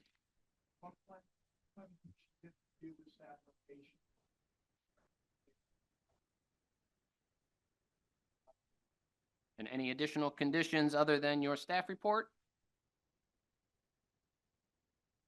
All right, sir, if you can introduce yourself, spell your name for the court reporter, and present your application. Paul Diges, D-I-G-E-S, 2465 Henry Lane. As you already said, this is just a conditional use to go above 1,000 square foot to the size I'm requesting of 1740 square foot for an additional structure, just for garage use, for personal use only, and for primary to store our vehicles. And Borough Council has copies of the application as well as the plans that were submitted and the drawings as well. Anything else you care to add with respect to the application and your proposed use? No, we already went through this with the previous board, and they asked all their questions in depth. If you have any questions, we have to answer them, but like I said, it's just a pretty basic building. We have lots of cars, so we just want to have them all in one spot. Understood. That's the end of the applicant's presentation. I'll look to Borough Council, starting to my left. Are there any specific questions of the applicant? Nothing here. Nothing from the mayor? No. Mr. Schwartzmeyer? Just briefly, I think I know the answer to this, but when I read this in our packet, the property to the one side of yours is currently vacant. The lot is vacant, I mean. It's just wooded area. I mean, it is owned, and our neighbor lives, very far away from there, but he owns that. It butts up to us. Okay, there wouldn't be, was that property owner, I'm assuming, was contacted even though it's a vacant lot? Yes, I put his name down that he butts up to Okay. it was required of everybody that it butts up to my property gets notified, and I put his address down. All right, thank you for that. I read this 2 weeks ago and I was pretty sure that just trying to think through all the questions. Yeah, that as may far come as up. visibility goes, I really only have one neighbor just on the one side. The one you're referring to, Right. he is my neighbor, but he can't even see me. Okay, thank you very much. Sure. And just briefly, Mr. Phillips, looking ahead at the motion, it does reference your staff report of June 28th, 2024. I believe the version I referenced was June 13th, 2024. Was this your staff report issued after the Planning Commission meeting and recommendation?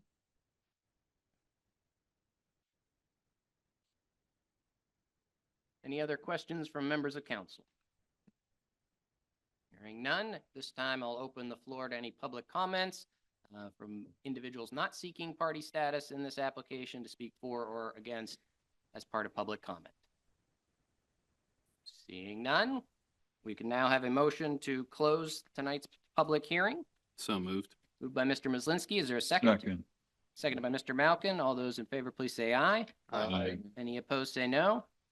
Motion carries. We will stay on the record, however, for motion number 6. Move to approve conditional use application CU 240602 submitted by Paul Digest for conditional use approval to allow a 1,740 square foot detached garage to be constructed on the property located at 2465 Henry Lane in the R1 zoning district, contingent upon compliance with the building inspector / zoning officer staff report dated June 28th, 2024. Second. Any discussion? All those for? Aye. Aye. Aye. Any opposed? Abstentions? Motion carries. Thank you, sir. You'll receive a copy of the written decision. Proceed with your project. Thank you, council. Public hearing for number 7? Yep. Okay. Continue to roll.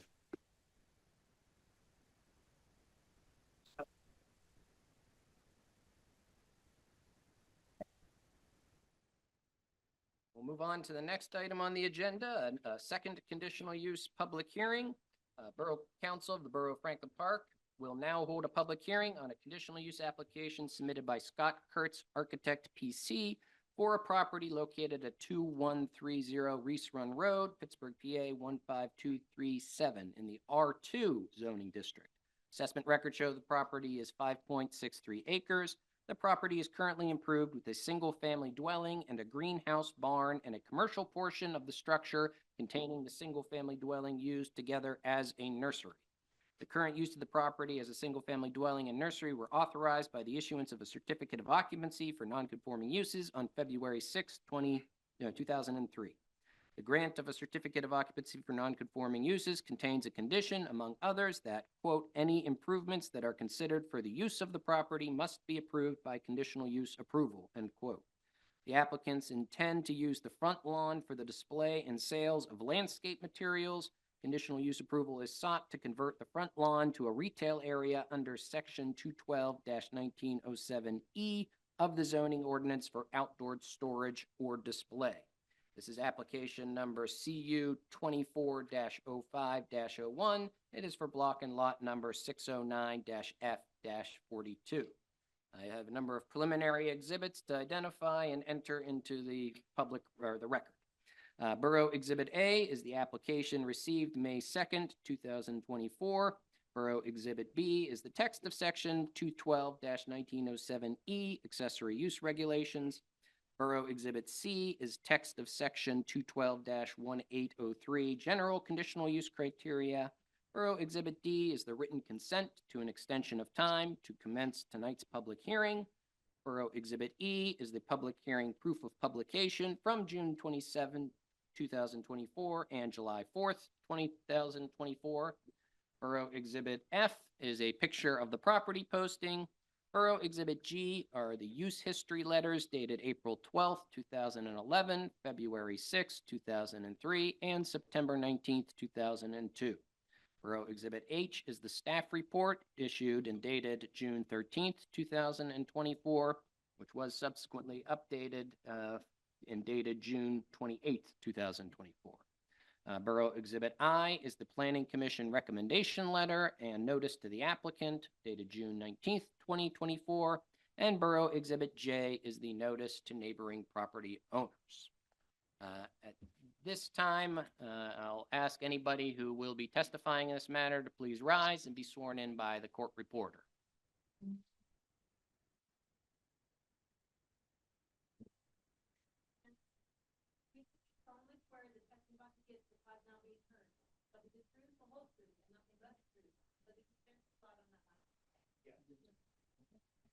All right, those of you that were sworn in and are not the applicant, if anybody is seeking party status, if you can please approach and explain your interest in the application.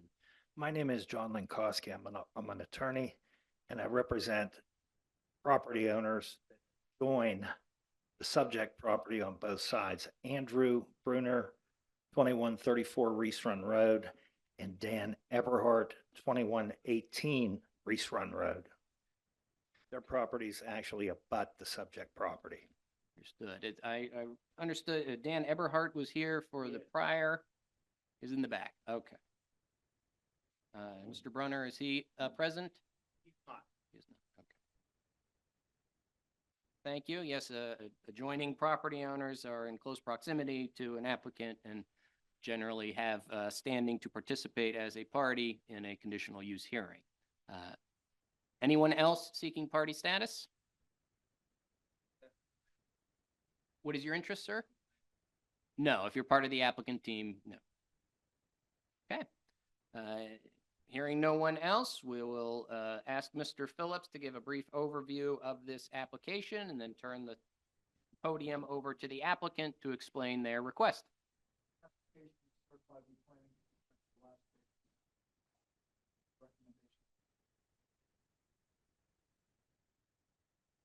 Okay. Thank you, Mr. Phillips. And is that the conditions of approval contained in your June 28th, 2024 staff report?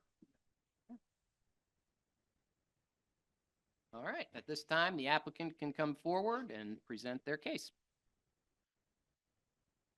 Please identify yourself for the court reporter. I'm Scott Kurtz Architect PC at 1617 Forest Ridge Drive here in the borough. And I represent A&N, which is Phil Visitano sitting behind me. The project was conceived of by Phil because of his business and needs that he has there. Primarily, the issue with the property is safety. Currently behind the building, the sales area is located to the rear in the basement. So when the constituents and people at Franklin Park come to purchase or to look at landscaping materials, they need to go around the back of the building and into that entrance. And there's a conflict with his equipment, his machines, what's going on with his business and pedestrian traffic. So he wanted to find a way to divide those two and also help his business. So we looked at moving his sales room from the basement up to the first floor. And then in front of that would be the sales area to keep the public at the front of the building and away from his other operations that occur behind it. So we asked for a conditional use to be able to make that happen. And we met the requirements of the ordinance and met with Planning Commission, went through everything with Mr. Phillips, and presented a plan that met those requirements for the conditional use. And so here we are tonight after 2 meetings. This is our 3rd one, asking for your approval to basically not only help this business, but help the patrons of that business be safe in their conduct of purchasing materials to improve their properties. Thank you, Mr. Kurtz. I believe Mr. Phillips, looking at the outdoor storage or display provisions, it does have a number of requirements that need to be met. It does reference the conditional use, but then it does exempt particular uses, including nurseries, lumber yards, automobile sales, and truck terminals from certain provisions. But can you explain to the rest of council what is at issue with outdoor storage or display with respect to a nursery that we have here? Just the re-improvement of the lot and use of that area. That was basically based on the front yard for a dwelling. Now, for materials there and using with the exterior sales area. With improvements on the site. And there was reference in the opening that a prior certificate of occupancy and designation registration as a non-conforming use did indicate that future changes needed to come through conditional use approval. And this is in the R2 zoning district, or nurseries a permitted use by conditional use or otherwise in the R2 zoning district.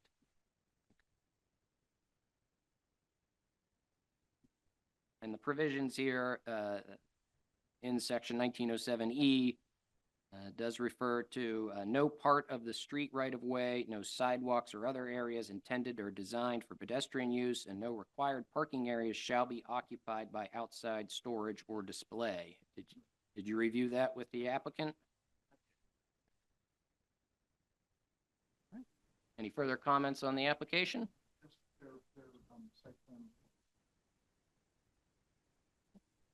Kurtz, do you have any other testimony from yourself? No. Okay, well, because we do have a party who's attained party status, Mr. Linkowski is able to ask you questions with respect to your testimony you just gave now. We understand we only have one podium. You might have to sort of share the microphone or otherwise, but I know we can make the best of it. Can I ask Mr. Phillips a couple questions first? Mr. Kurtz, or would you prefer that I ask Mr. Kurtz questions? Although I did ask Mr. Phillips some additional question, I would prefer that Mr. Kurtz went first. Mr. Kurtz, I'm John Linkowski. Are you aware of the definition of a nursery under the Franklin Park Borough zoning ordinance? Not. Well, here, I'm going to show it to you. We'll read it together here. Nursery, the outdoor raising of plants, shrubs, and trees for sale and transplantation.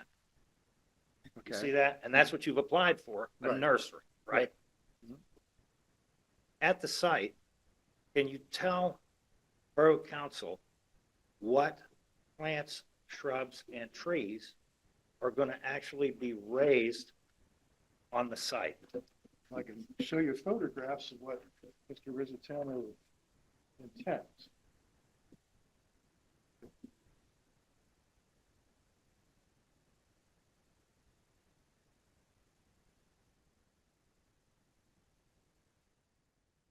And I do have additional copies of the preliminary exhibits that I marked and entered. I can distribute Yeah, I to haven't you seen gentlemen.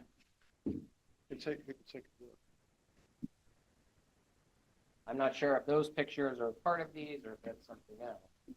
But the planting materials will be basically what you would normally find in this area in western Pennsylvania that would thrive and grow. And this is an idea of what the front area would look like. And they'd be potted plants that you could pick up and go take to the counter and purchase, put in your car and leave with. What's the square footage? It's a 3116 square feet. 3119 square feet. 3,119 square feet? Correct. And that's what's shown in these pictures? That gives you an idea of what will be there, yes. And how much square footage is shown in these pictures? Well, that's a lot larger. That's from a different location. But Oh, that's, this is not the location? No, that's not there yet because we don't have approval. Oh, I see. What's the property being used for now? It's basically the same use, except that the materials are being held at the back of the property, which is a safety issue. And how big is the square footage for the raising of plant, shrubs, and trees for sale and transplantation now? I don't know. Do you know, Phil? 5,000 square feet. 5,000. Well, yeah, we need to be careful as to who's testifying and talking, but. No, sir, can you identify yourself? I'm Phil Rustano, Can you spell that last name, please? Rizzitano. Thank you, sir. Were you aware of the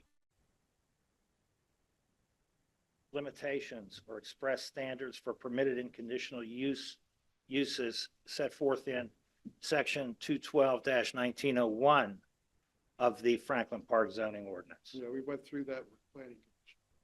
So the floor area for retail sales shall not exceed 1,200 square feet. The floor area, you just said the area for sales will be 3,000 square It's not a feet. floor though, it's inside the building. Excuse me? It's the interior of the building.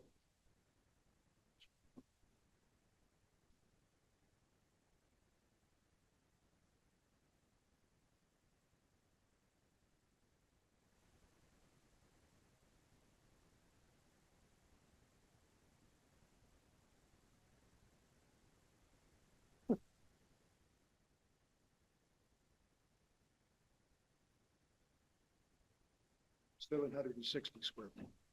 60 square feet. 760 square feet. So the inside area for sales is 760 square feet. What are the dimensions? That I can't give you exactly. We don't have it on here, but I can estimate it.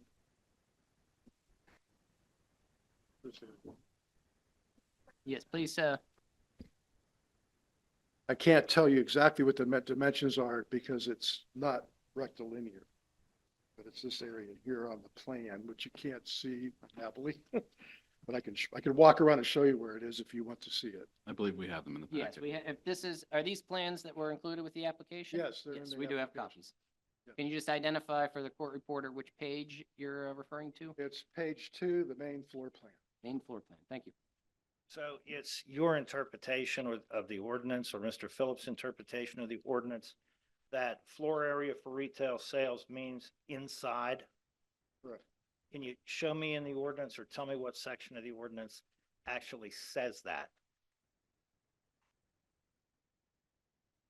Mr. Phillips is on his phone, so he can't help. Looking Do it you up. know? Not off the top of my head, no. So you'd agree with me that if you've got roughly 3,200 square feet of outside sales area and another 780 square feet of inside sales area, you've got approximately 4,000 square feet of sales area, right? All we need is the ordinance and we can look up the definition of floor area. Mr. Phillips, can you have the ordinance of the definition of floor area is what we're after.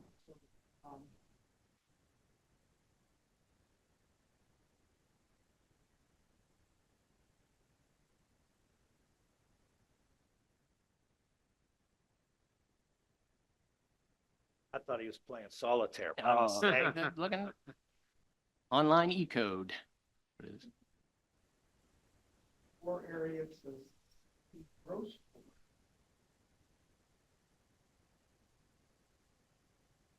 Energy.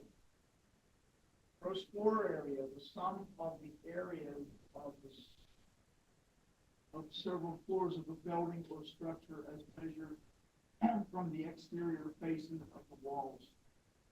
Does not include basements, unenclosed porches, attics, not usable for human occupancy, nor any floor space in any accessory building, nor in the principal building intended or designed for parking or of motor vehicles, nor any such floor space intended and designed for accessory heating and ventilation.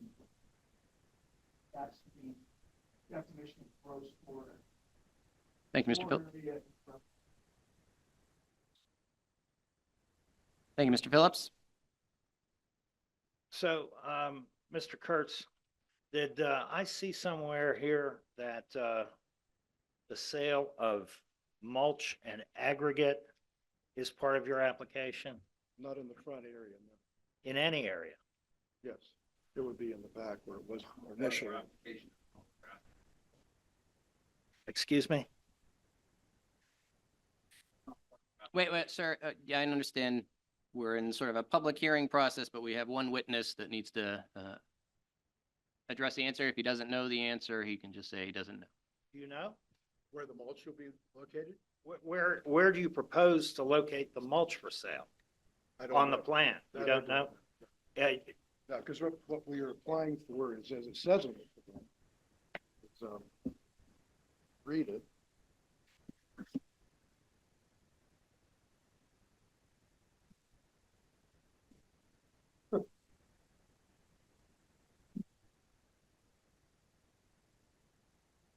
Lawn area to be used for lawn and garden sales, period. Lawn and garden sales. I just note from the planning commission from May, I'll find it here. It was stated that, or Mr. Rizzatano testified he'll be displaying and selling mulch and aggregates. Is that correct? Yes. Did you take into consideration that a nursery use under the ordinance does not provide for the sale of mulch or aggregates or anything other than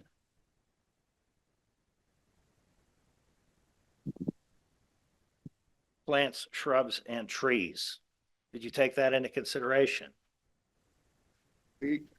What we plan to do is meet the requirements of the ordinance and the conditional use and whatever the council agrees to. So We're you've applied for conditional use for a nursery, correct? Correct. In the nursery conditional use, the definition of nursery only includes raising of plants, shrubs, and trees for sale and transplantation, correct? Correct. And there is no mention in the ordinance of sale of mulch or aggregates or anything else besides plants at a nursery, right? If that's what it says, I don't know because Take a look. Here's the definition. Nursery, I understand. okay? So are you representing to Borough Council that your client is not going to sell mulch or aggregates or do anything on this property that's not within the definition of nursery? As interpreted by the planning commission, which has already reviewed this. So I don't know. I can't answer that question because that's one sentence out of an entire ordinance. What else is your client planning on doing at the property besides the outdoor raising of plants, shrubs, and trees for sale and transplantation? Whatever's permitted under the ordinance. I want you to tell council, you expect council to approve a conditional use application where you can't even tell council what's going to happen under their approval. They already said it, and you pointed out that it was mentioned that he would be using mulch and other materials, which was approved by, or recommended for approval by planning commission. Well, and that's And we don't know that there isn't something else in the ordinance that would permit that. one of the reasons I wanted to ask Mr. Phillips the question first is, at the planning commission, at least according to the minutes from May 21st, 2024, Mr. Shupansky believed that selling mulch and aggregates and other items falls outside the category of a nursery. And Mr. Phillips stated that a nursery would also sell mulch and aggregates. So, Mr. Phillips, can you tell council and me what portion of the ordinance or would allow the sale of mulch and aggregates in connection with a nursery use? I can positively tell you that those words don't line up with anything under nursery. But I can also say that it's my opinion and has continued to be throughout the process here with other nurseries that that's accessory. The sale of these materials are accessory to a nursery. Where do those materials need to be located on a lot if they are to be used at a nursery? Some of them probably 200 feet away. Some of them? Mulch? You tell me. You seem to know. Well, I do don't have know. those I words mean, in your my head. ordinance says storage of manure or odor or dust producing substances shall be located at least 200 feet from the lot line. And that's some of them. Yes, that's some of them, but that's not in question at this point. What do you mean? Right, can we just go back on the purpose here? We're talking about the front yard storage. This is an existing use. It's been a nursery for a number of years. I can understand, and I do recall, prior disputes over the operations there, but Mr. Phillips, what is Borough Council being asked to grant conditional use approval to? Is it the entire nursery operation? Is it just the front outdoor storage in the front yard? Is it outdoor storage in general? Is it changes to the interior of the building and the sales? The application as considered by Planning Commission and as requested was for the improvements on the site for the storage and display outside in the front yard and the interior changes for the location of the sales floor. Thank you. So am I to understand correctly that contrary to the testimony at the Planning Commission on May 21st, 2024, this conditional use approval is not for the sale of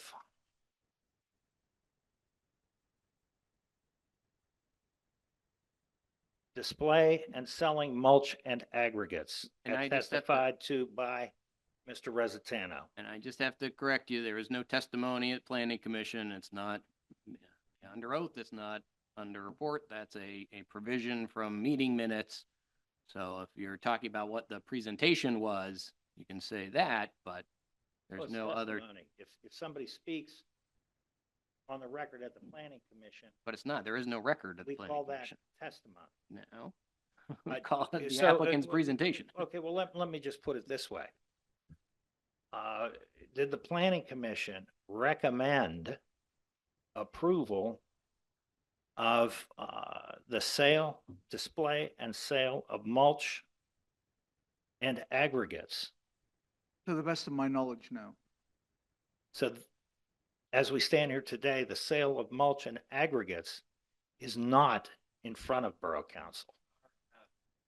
Yes, because that's continuation of what they have been doing with a permit, with an occupancy permit. They have an occupancy permit for a nursery, correct?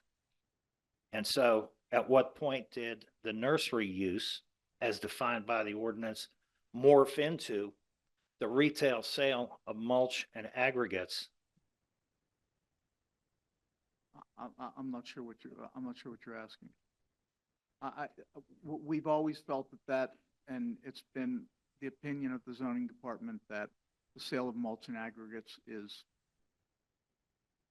accessory for that type of use. And that's based on what? Is there a table of accessory uses in No. your ordinance No, that says It's that? based on common sense and typical sales of that type of, in those types of facilities. So the zoning department has expanded the definition of nursery from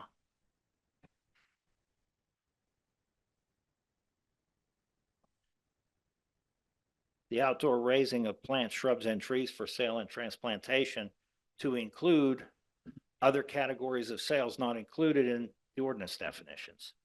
Are you Correct? asking me? Yeah. No, I believe that's your opinion. That's not mine. That's Well, didn't you just say that it's been the opinion of the zoning department? words in my mouth. That's not what I just said. I said that it's common. It's been ongoing here, and there are accessory uses to things, to uses that aren't listed in every use in the zoning ordinance. What's the basis for your conclusion?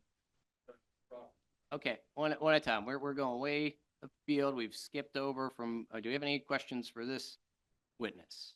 Can you tell us if council approves the storage and sale of mulch aggregates at this property as part of this conditional use application, can you represent to council that the mulch, mushroom manure, and aggregates will be stored in accordance with the ordinance at least 200 feet from a lot line?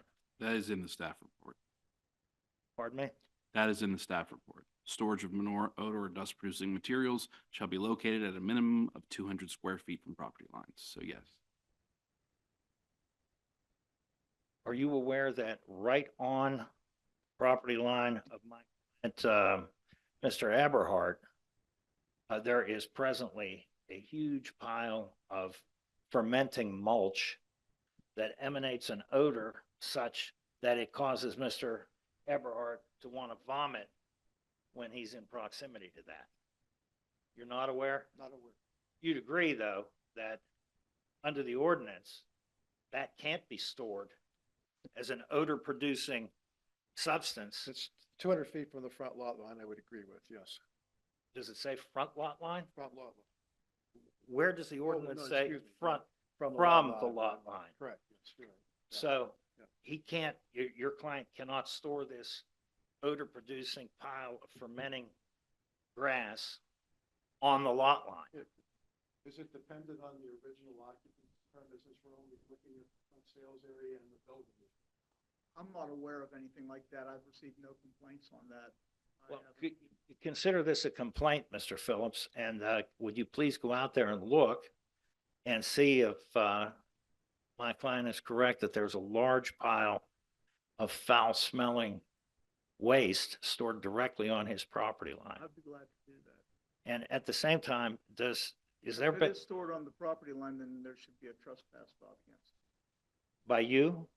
I, as neighbor, no, when you trespass, I have no jurisdiction. So on the property line, that's up to my client, not code enforcement, to say, you can't store, under this ordinance, you can't store a pile of foul-smelling waste Well, to less than 200 feet the from a applicant's- lot line. The applicant storing it on somebody else's property, I think that's. It's right on the property line. It's not on, We're not on. going too far property. afield into a whole other area right now. And yes, we've had plenty of cases with other nurseries. We know what activities occur there. And if there is a need to go and look, with this one having its particular history, Mr. Phillips has indicated he will do so. But let's come back to the matter at hand with respect to the improvements on the site and the outside storage.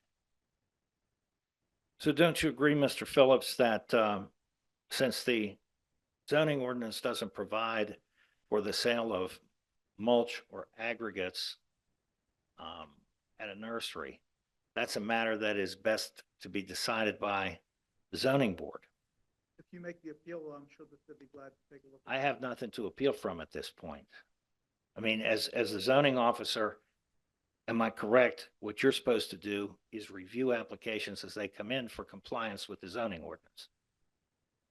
No, so we're, once again, we're going afar here, and the, issue at hand, and if that is the interpretation and the definition of nursery, in your view, Mr. Lankowski, is limiting that you can only sell plants that are in the ground, that's. It's not one my way to look opinion, at it. Mr. That's what's Junker. written. No, but it is. If That's what the what's ordinance written, says. That's what the ordinance says. Right? And I'll quote again what the ordinance says, so that we're not confused about it being my opinion.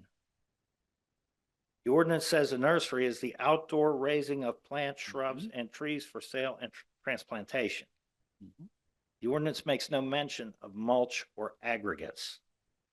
Mr. Phillips confirms that the accessory use list contained in the ordinance does not make any reference to mulch or aggregates being. okay, I an understand accessory your use. point that you're making. And instead it's the a legal ordinance, argument. the- It's the not or- getting to the facts of the matter here. the ordinance establishes clearly and unmistakably that if mulch or aggregates or dust producing or foul smelling or odor producing items are stored at a nursery, they have to be stored 200 feet from a lot line. And So you've just answered that they are contemplated in a nursery, Not for provided you sale. meet those sections. What are you gonna do with them? use them at the nursery. Okay. I mean, that's what you do with mushroom manure and mulch at a nursery. And Mr. Lukoski, we had litigation for years over Franklin Nursery, over what they were doing with parcel A and parcel B that went to the Commonwealth Courts twice. We are aware of what, can happen. We understand the difference between retail, wholesale, and on-site use. That is not the issue right here. This property has been in existence for a number of years, has been permitted to have these activities, and if they, were in compliance before the ordinance changed, there's no reason to change it. I can understand, a nursery, a commercial use surrounded by residents is going to give rise to problems or issues, but that's not the issue we're addressing here tonight. You are aware, Mr. Phillips, are you not, of section 212-105 of your zoning ordinance, more restrictive standards to prevail? No, I'm not. Can I show Mr. Phillips a copy of? Yes?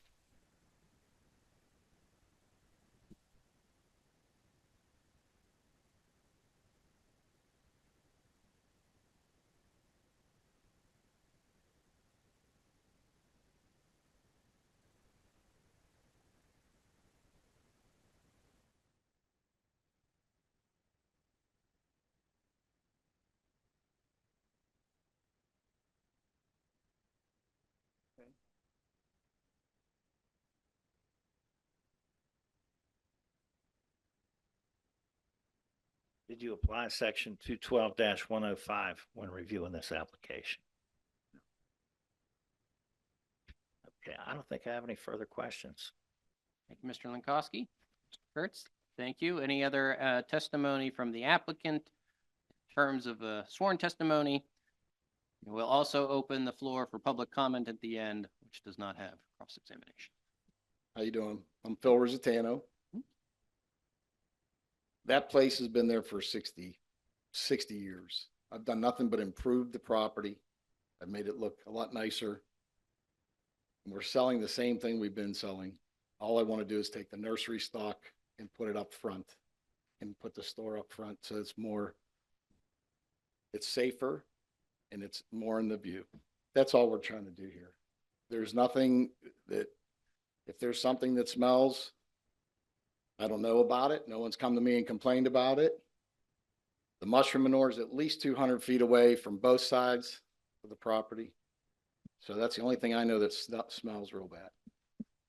Anything else gets, I just don't even know. I'm just doing what's been there for 60 years. And I think it would be fair to say that Mr. Zatana will do whatever he needs to comply with the ordinance if he's made aware of it. He's not here to try to get around anything. Thank you, Mr. Rustano. Questions, Mr. Lankowski, on that basis? Hannah, are you aware of the large pile of rotting remaining grass that you had to place in my client's property? I don't know that I would call that being stored. We're putting it in a dumpster and it gets hauled out. You dump it, you haul it out. I mean, if it smells for a couple days, I don't, you know, So you agree that it does smell? I don't know that because I haven't smelled anything. So this is the first I've heard about any smells or any complaints about any smells. So I don't know that. But I know when you go there, it's not, I can't smell grass like you're saying.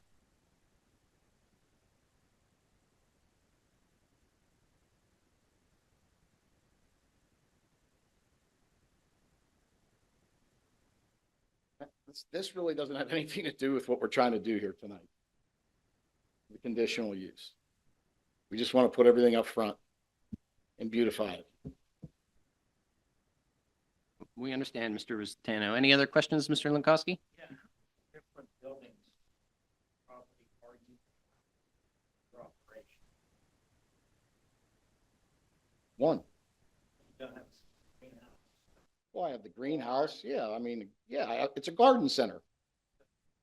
Yeah. Conduct the operation in green. Not in the greenhouse. I have plants in there. Well, okay, is that? I mean, is that we have what a store. We buy and we sell flowers and plants and trees and everything, mulch. We raise them. You use the greenhouse to raise them.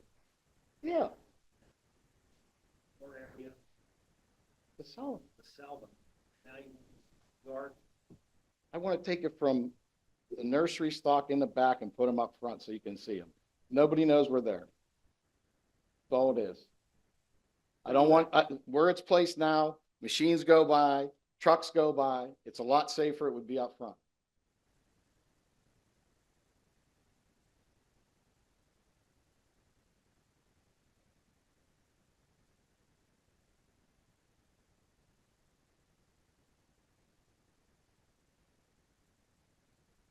All certificate of occupancy. Property.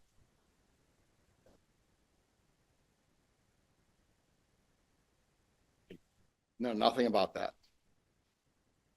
That's one of the borough's exhibits here. February 6th. I know that they gave, that we're allowed to do that there. That's what I had read. Is that what you mean? What are you allowed to do there? You-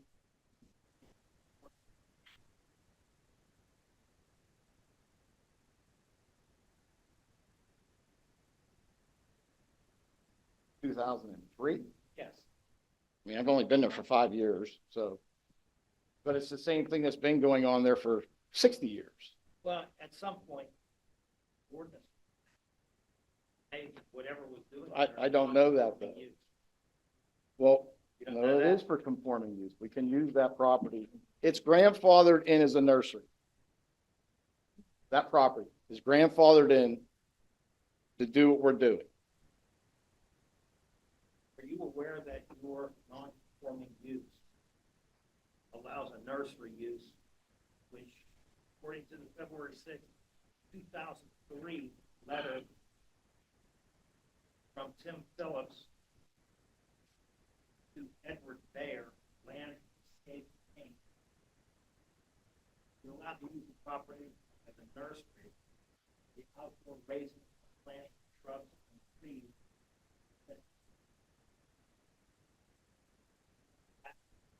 Yeah. Ma'am, sorry. Mm-hmm. And that the floor area for retail. Yep.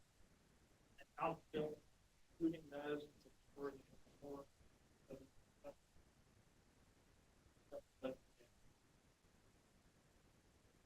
Correct. that there shall be one off-street parking space for each vehicle.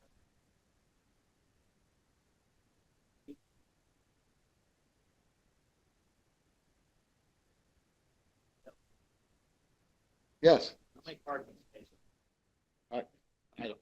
Where's this going? I'm gonna, I don't yeah, even know enter what it. that We've, was. we've gone too far afield, Mr. Lankowski, you know, you're bound by his testimony. You're going beyond the scope of what he testified. He didn't mention anything about parking spaces.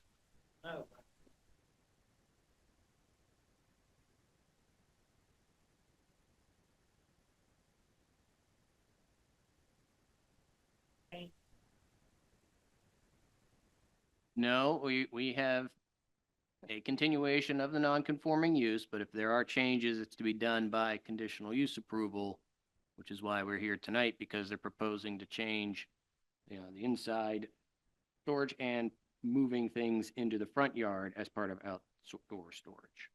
Correct. That is, Plants. that's the Plants scope, only. that's the limit. Nothing about We're not mulch asking for anything or else. aggregate in the front yard, correct? No, not at all. Okay. No. Thank you, Mr. Lankowski. Anything further from the applicant? Oh, Nope. Okay. thank you for listening. Mr. Lankowski, do you have, your client wish to testify? Yeah, Dan, do you want to testify about that sticky pile of rotting grass? Well, we'll move to public comment at the end. Has he been put under oath? I don't think. You swore? You were. Come on up. You can-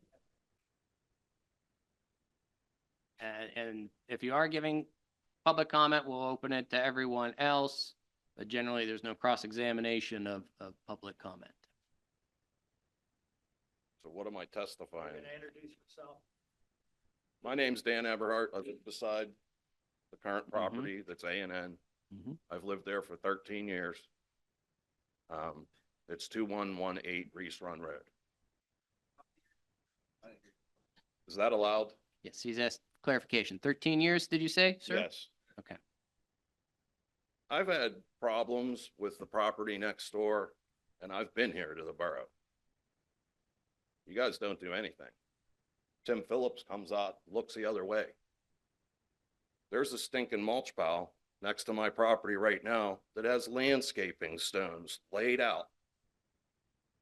And the Jersey barrier stones put in place. They dump grass there, and it smells so bad we can smell it 3 houses away. Okay? I have a photo of it right here. I took a 15-second video today. And I can't believe that somebody that's operating that property doesn't know it's there. So stop for a second. I'm not here to stop A&N from running a business. I just want them to run it by the law. And it seems like sometimes certain individuals in the community get favorable treatment. And that's not right. I'm here only to make a comment because that does smell. And if the building in the front, let's move to that. If that gets bigger and bigger and bigger, is that going to devalue my property? You know, who's to say Phil isn't going to be running it 3 years from now, say his lease is up? Well, who's going to come in there next? We don't know. I've had problems, let's go back 10 years, where there was illegal dumping going on there. I tried to get the city to come up and stop them, and the city warned them that, hey, you better cover up that garbage before I come out there for the inspection. And that did happen. Okay. Now they're laughing, see? I am the person that lives directly next door to this property. Okay. I'm the one that takes the brunt of everything going on over there. It is excessively loud. It is excessively smelly. There were tri-axle dump trucks dumping large loads of gravel at 6 a.m. Okay, now, that was the past. Since Phil's been there, I'm going to accommodate you guys. You've done a great job. You've made it better, but you're still bending all the rules and trying to get away with it. I just want to live on my property and not walk outside and go, oh, what is that? Or when I go outside to make a hamburger, I can't even hear myself think. I've got 4 different machines down there going beep, beep, beep, beep, beep all day. Okay, starts at about 7:45 a.m. It shuts down about 5. I'm totally okay with that. Good job. But I really don't want the place to be bigger. And he's trying to make it bigger and bigger and bigger. I understand. But what about my rights and my, hey, my property value's X. Did it go down because of this? I don't think it's going to go up because there's a storefront beside me. That's all I got to say about that. Can you show council the video you took? Does anybody want to see it? Yeah. Or do you No, just we don't have a ability to show put that everybody into it's the on my record phone? or otherwise. But we understand, if that is, Right. but that's not Now- about the front of now the really, property? What's that? That's not about the front of the property? That's what's going on in the back? Yes. Okay. That's touching my back part of my property. I have a 2-acre parcel and theirs is like duplicate. It's like 5 1/4 or whatever it is. So we're all right there in a 1.63. row. If it does expand into the front, they've already done all that. I mean, it looks like it's built and ready to go. And now they're trying to get the permit? I don't understand that part. It is a complicated history of the project Yes. and the Okay. property, but we I don't appreciate your I don't mind public it comment. being a nursery. It just seems like the borough has bent the rules to say, okay, well, you can sell mulch now. Okay, you can sell gravel now. Who's to say next week they're not going to be selling tractor trailers out of there? Okay, I mean, I'm not exactly sure, what level they're trying to push it to. I'm not trying to be mean. I'm just trying to say, hey, I live next door to you guys and I don't get much respect. That's all I gotta say. Thank you, Mr. Eberhart. And yes, that's the purpose of these public hearings, particularly through conditional use, so that neighbors do have their opportunity to have their say. Is there anybody else for public comment? Oh, okay, sir? You want to talk to me? No. If you're So- just giving public comment, we'll same rules as I'm- for Mr. I'm- Eberhart. I'm Jim Niggle. I own the property. Well, I own Reis Run Road Properties. It owns that property on 2130 Reis Run Road. It's been a nursery, selling mulch, topsoil, gravel, raising plants, and doing everything that we're doing there since 1965, I believe, because I believe in this first one, it was dated September 19th, 2002. And it was saying that the guy bought it off of Edward Bear was allowed to keep going. What Art Shatowski was doing there, he'd been doing it for well over 25 years. So we're not doing anything different there than has ever been done on that property. Nothing's been moved in the back. The mulch is all where it's always been, where I had it when I was running the place by myself, not in conjunction with Phil. When Ed was running the place, where he kept the mulch, and that's where Art kept the mulch. Everything's in the same spot. What we applied for was a conditional use to move just the nursery stock and the store to the front, staying under the 1,200 square feet for the store, and using the front yard to store and display plant material for sale. Trees, everybody wants around Franklin Park, I guess. So yes, it has been worked on. The reason why was because I didn't know I needed the conforming use for it.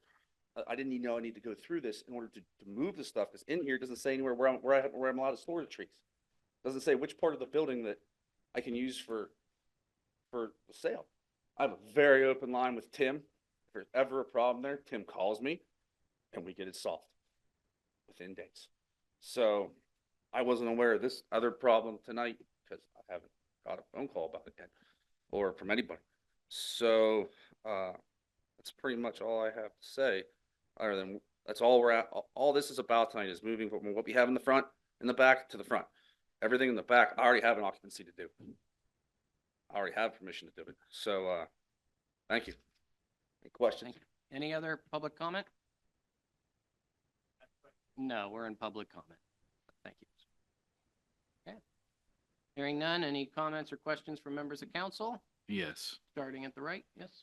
So Sorry. reverse this time. Do you want? No, I mean, I hear the comments about the stone and the mulch, but if somebody said I was going to a nursery, I don't know if I've ever been to a nursery that didn't sell stone and mulch, to be honest with you, but Dragons down the corner, the one in North Park next to Cool, I don't know. I'm not trying to be candid with that because I have no reason to dot what's going on there.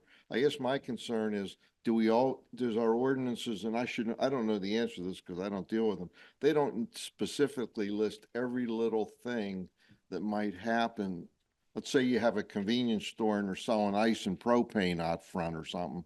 It may not be listed as, somebody might say, make the same claim that might be, I mean, every convenience store does that, but they may not list that in our ordinance. So I guess the question for Mr. Phillips might be, I mean, Tim, do our ordinance that detailed in everything that we specify for every piece of property?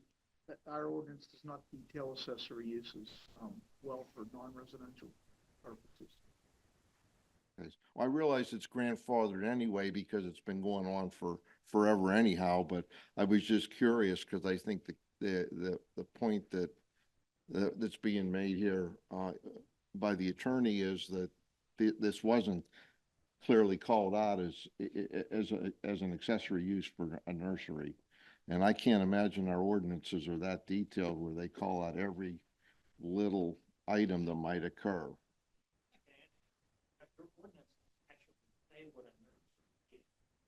Doesn't say like a convenience. Convenience store might be defined as a store that sells food, drink, cigarettes, lottery tickets, other incidentals and gas. That's not what your ordinance defines a nursery as.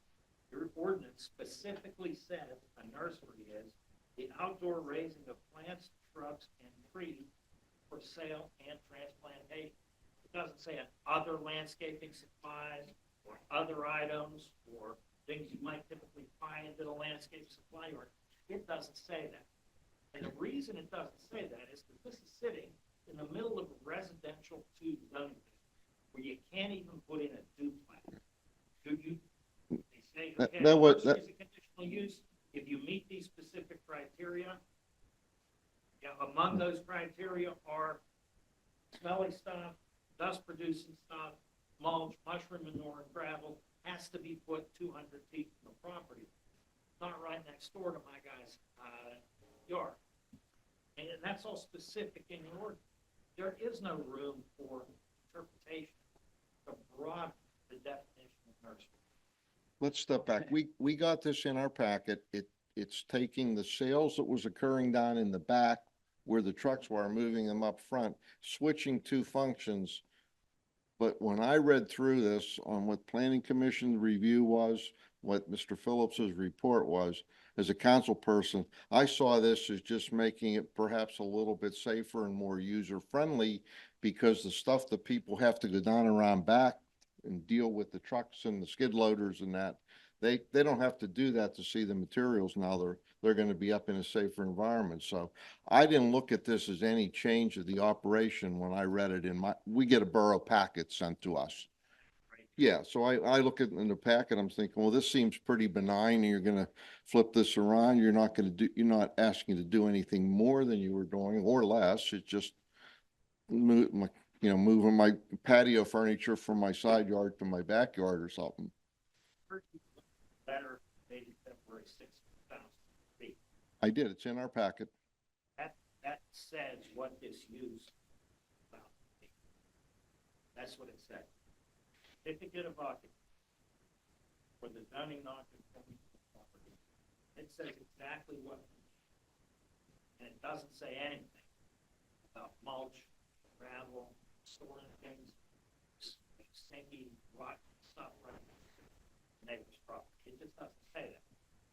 So. All right. Thank you, Mr. Lankowski. We understand your position. Any other questions, comments from council members? That's all thank you. Yes. Dr. Lee? Oh, sorry. No? Mr. Lemzinski? Yes. Mr. Phillips, does the ordinance address the storage of manure, odor, or dust-producing materials? Okay. Mr. Rositano, can you confirm that you are not going to store manure, odor, or dust-producing materials in the front yard or within 200 square feet from property lines? Oh, not square feet. Is it square feet or? Square. 200 feet. Well, the staff report says square feet. Okay, so just feet. Okay. I know there were also some concerns about exterior lighting, Mr. Rositano. You're not going to add anything up there in the front lot. Okay, thank you. President Pallad. Yeah, thank you. I sit on the planning council, so I've gotten most of my questions answered also. I've also, just hearing Mr. Schwartzmeyer and Mr. Zelinski, they've answered some of my questions as well, so I don't have anything else to ask. Thank you. Mr. Malkin? Becca?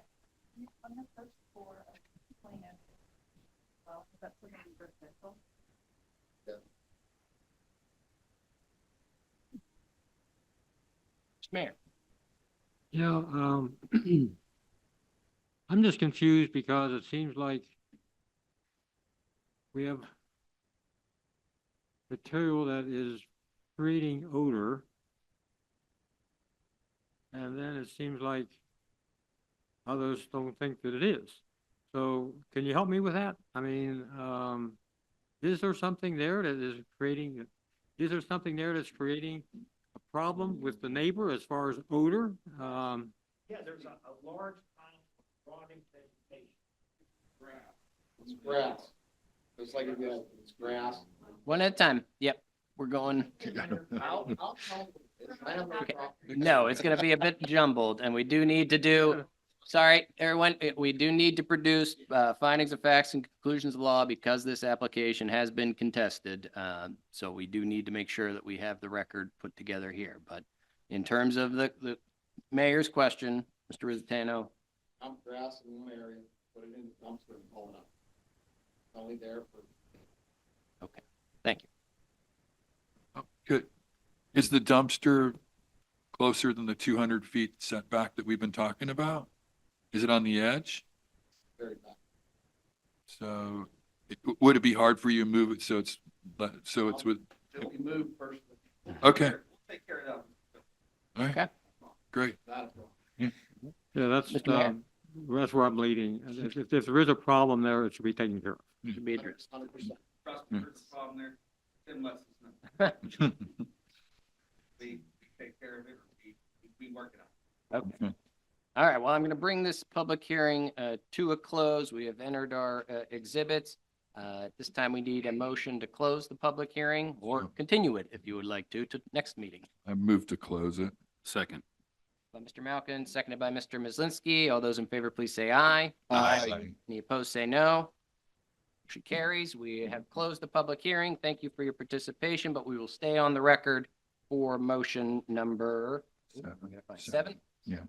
7. Move to approve conditional use application CU-24-05-01 submitted by Scott Kurtz Architect PC for conditional use approval for improvements proposed to the existing nursery known as A&N Garden and Greenhouse on the property located at 2130 Reis Run Road in the R2 zoning district, contingent upon compliance with the building inspector / zoning officer staff report dated June 28, 2024. Second. Any discussion? All those for? Aye. Against? Abstentions? Motion 7 carries.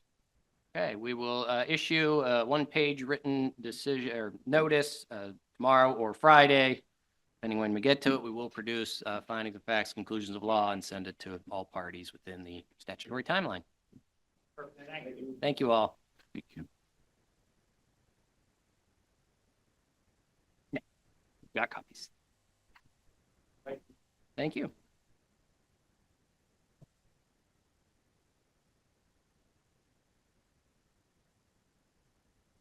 Good. I know.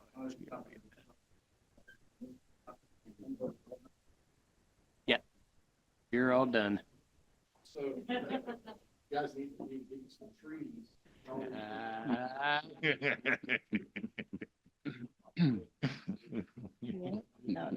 All right, we are good. Sherry can be. Thank you for. Need hazard pay for tonight. Sorry, Sherry, it was a late night. Yes. Oh my God. It's 10. Oh boy. Yeah. We want to take a quick. Yeah, we'll take a quick recess. Yeah, good idea. 5 minutes. Thank you. That's really a big office a minute. Remember those? This is what. Yeah.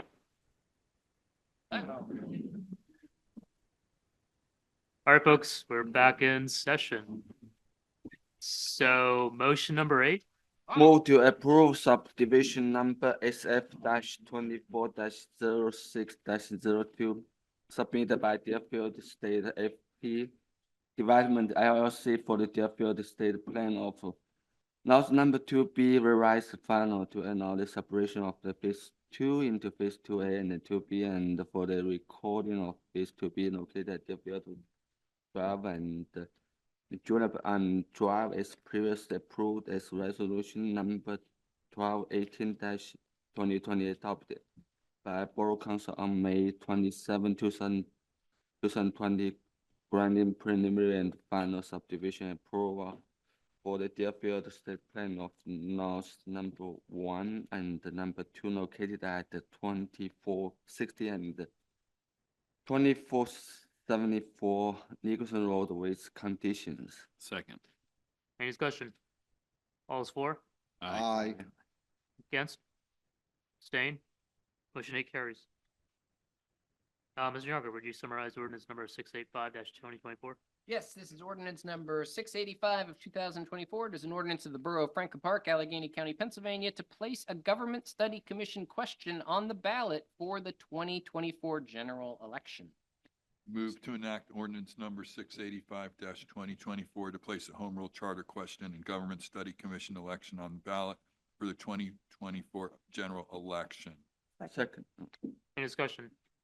All Miss- is, yep, Mr. sorry. President, I think this is an important enactment, and I'm hoping that the folks of Franklin Park see it as such, because it will move Franklin Park Borough forward, at least in studying the question. And whether or not it passes or not is another story, but at least we're moving in some direction to investigate this, which could be positive impact on Franklin Park. Any other discussion item? I just want to add, piggyback off Mr. Malkin, that, yes, this is a nonpartisan issue. It basically allows the borough to study whether it's the right move or not. Going home rule does add additional capabilities to the borough in terms of governing itself, so we're not bound by the county and the state for lots of things that we're trying to solve. Since there's no other comment, all those for? Against? Abstain? Motion carries. Mr. Younger, would you summarize resolution number 1366-2024? Certainly, Mr. President. This is resolution number 1366 of 2024. It is a resolution of Borough Council of the Borough of Franklin Park, Allegheny County, Pennsylvania, to adopt initiatives to be recognized as a Pennsylvania Audubon Council Bird Town, Pennsylvania, quote unquote, Bird Town. Who wrote that? Move to adopt resolution number 1366-2024 to adopt initiatives to be recognized as a Pennsylvania Audubon Council Bird Town, Pennsylvania Bird Town. Second. Birdtown, second. All right. Any discussion? All is for? Aye. Against? Abstain? Motion carries. Move to enter into a second addendum to the development agreement with Deerfield Estates FP Development LLC for the development and construction of the Deerfield Estates Plan of Lots number 1. Second. Any discussion? All is for? Aye. Against? Abstain? Motion carries. Move to authorize a new set-aside agreement for the increased security in the amount of $661,154 required for the second addendum to development agreement for the Deerfield Estates Plan of Lots number 1. Second. Any discussion? All is for? Aye. Against? Abstain? Motion carries. Move to authorize the advertising for bids for the Clover Hill Golf Course Clubhouse improvements, including hardy board, soffit, fascia, gutters, and window dressing. Second. Any discussion? All is for? Aye. Against? Abstain? Motion carries. Move to rescind motion number 15 approved at the April 17th, 2024 regular meeting for the purchase of a new digital sign. Second. Any discussion? All is for? Aye. Against? Abstain? Motion carries. Move to authorize the purchase of a 19 millimeter digital sign, including 2 single-faced 4-color LED display and the LED lighting from the Visual Information System, Inc. of Pittsburgh, PA at the cost of $21,017 on the Costa contract number 032-E22-049. Second. Any discussion? All those for? Against? Abstain? Motion carries. Move the treasurer's office be authorized to prepare a check in the amount of $94,166 payable to Northland Library for the third quarter payment of 2024. Second. Any discussion? All those for? Aye. Against? Abstain? Motion Move to, carries. move to accept the resignation of Wayne Chang from the Planning Commission effective June 19th, 2024. Second. Any discussion? All those for? Aye. Against? Abstain? Motion carries. Mr. Yonker, would you introduce ordinance number 686, 2024? Certainly, Mr. President. This is ordinance number 686 of 2024. It is an ordinance of the Borough of Franklin Park, Allegheny County, Pennsylvania, amending Chapter 56 in the Code of the Borough of Franklin Park Police Department to address the right of borough police officers to make warrantless arrests for summary offenses and restate the guidelines and procedures applicable to arrests made by the borough police officers for summary offenses. This will be advertised for potential action at the August regular meeting. Would you also introduce ordinance number 687, 2024? Yes, this is ordinance number 687 of 2024. It is an ordinance of the Borough of Franklin Park, Allegheny County, Pennsylvania, amending Chapter 212 in the Code of the Borough of Franklin Park, zoning to amend the residential uses area and bulk requirements table and revise the garage door standards for multifamily buildings. This will be transmitted to the Planning Commission as well as Allegheny County Economic Development and scheduled for a public hearing and potential enactment at the September regular meeting. Move to adopt the updated information technology and the cybersecurity policy manual dated July 17th, 2024 is recommended by Technology Advisory Committee. Second. Any discussion? All those for? Aye. Against? Abstain? Motion carries. Move to award the bid for contract number 23-PK1 Acorn Park Improvements to Independent Enterprises, Inc. of Oakdale, PA at a cost of $1,188,950. Second. Any discussion? All those for? Aye. Against? Abstain? Motion carries. Move to award the bid for tree removal in Acorn Park to Tall Timber Tree Experts LLC of Pittsburgh, PA at a cost of $14,500. Second. Any discussion? I just wanted Mr. Ebner to comment briefly on why we're doing this, because there were questions during much of public comment this evening. Sure. If anyone wants to see the trees to be removed in Acorn Park are marked with the white X. There's a limited area within the park where we can offer recreational opportunities. And the park upgrades there will include increased parking, public restrooms, a bicycle pump track, an outdoor classroom with bench seating, a new playground. While we are taking down approximately 75 trees, we will be planting over 200 trees along with various shrubs and perennials throughout the park to introduce diversity to the park and to take care of some concerns for the riparian buffer along with Oswego Creek. Were there, I'm not certain if I'm right, were there some invasive species or things that just didn't belong there, or things that were dying that needed to be cleared out? Yeah, some of the trees we're taking down are oak trees that have oak wilt. We've removed a number of trees in the past. If you actually go into the park and take a look, most of the trees marked with an X are kind of pencil shaped. They don't have much in the way of branches except at the top, and they don't have a whole lot of wildlife value, frankly. Thank you, Mr. Ebner. Any other discussion? All those for? Aye. Against? Abstain? Motion carries. Move to award the bid for an 8x20 chain link fence enclosure for the police department from Reagle Construction of Gibsonia, Pennsylvania at a cost of $4,930. Second. Any discussion? Seems like a small area to enclose the police department in. All those for? Aye. Against? Abstain? Motion carries. Hey, let's see, comments, for a manager, Mr. Redmond. No comments. Solicitor? Next. Apologies to Peter. That's what I'm Yeah, gonna poor say. Peter. Welcome to the public sector life. Okay. All right, we just start at the end. Mayor? One short comment. On June 29th, I was honored to cut the ribbon for a new Franklin Park business, Punch King Fitness, located at Franklin Village off French School Road.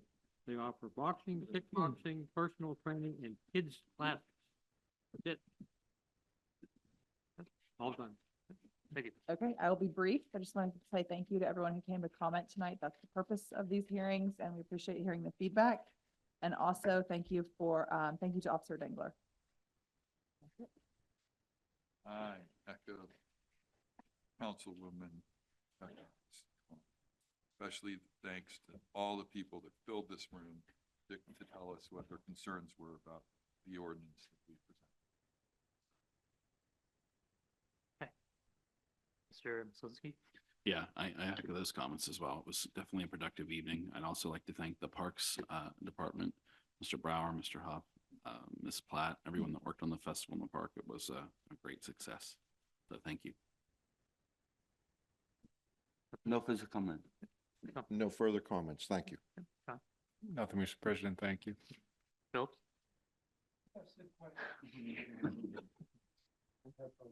Chief? Okay. Scott? Okay. So we are out to our public comment portion. Is there anyone that would like to? But you have a time limit. Someone explain what number 9 is? I don't understand what that process is. The home charter thing? Oh. Like, what's the process of that? Like, what are we doing? What are Yeah. we, what is like, how is it going to work? Because I heard things, but I don't know if they're right. So you're gonna get behind it once you hear all about it. Okay, so I'd love to hear. That was actually one of the reasons why I came tonight, to just send a letter with Perfect. Phil, because I wanted to hear about that. Maybe. Want me to go? Yeah, go. Sure. All right. Yeah, so home rule charter, basically we're a borough, so boroughs are historically, and anybody can correct me on anything I say, so I don't misspeak. Typically boroughs are smaller size in nature. We have outgrown what a typical borough is. We have 16,000 residents or so.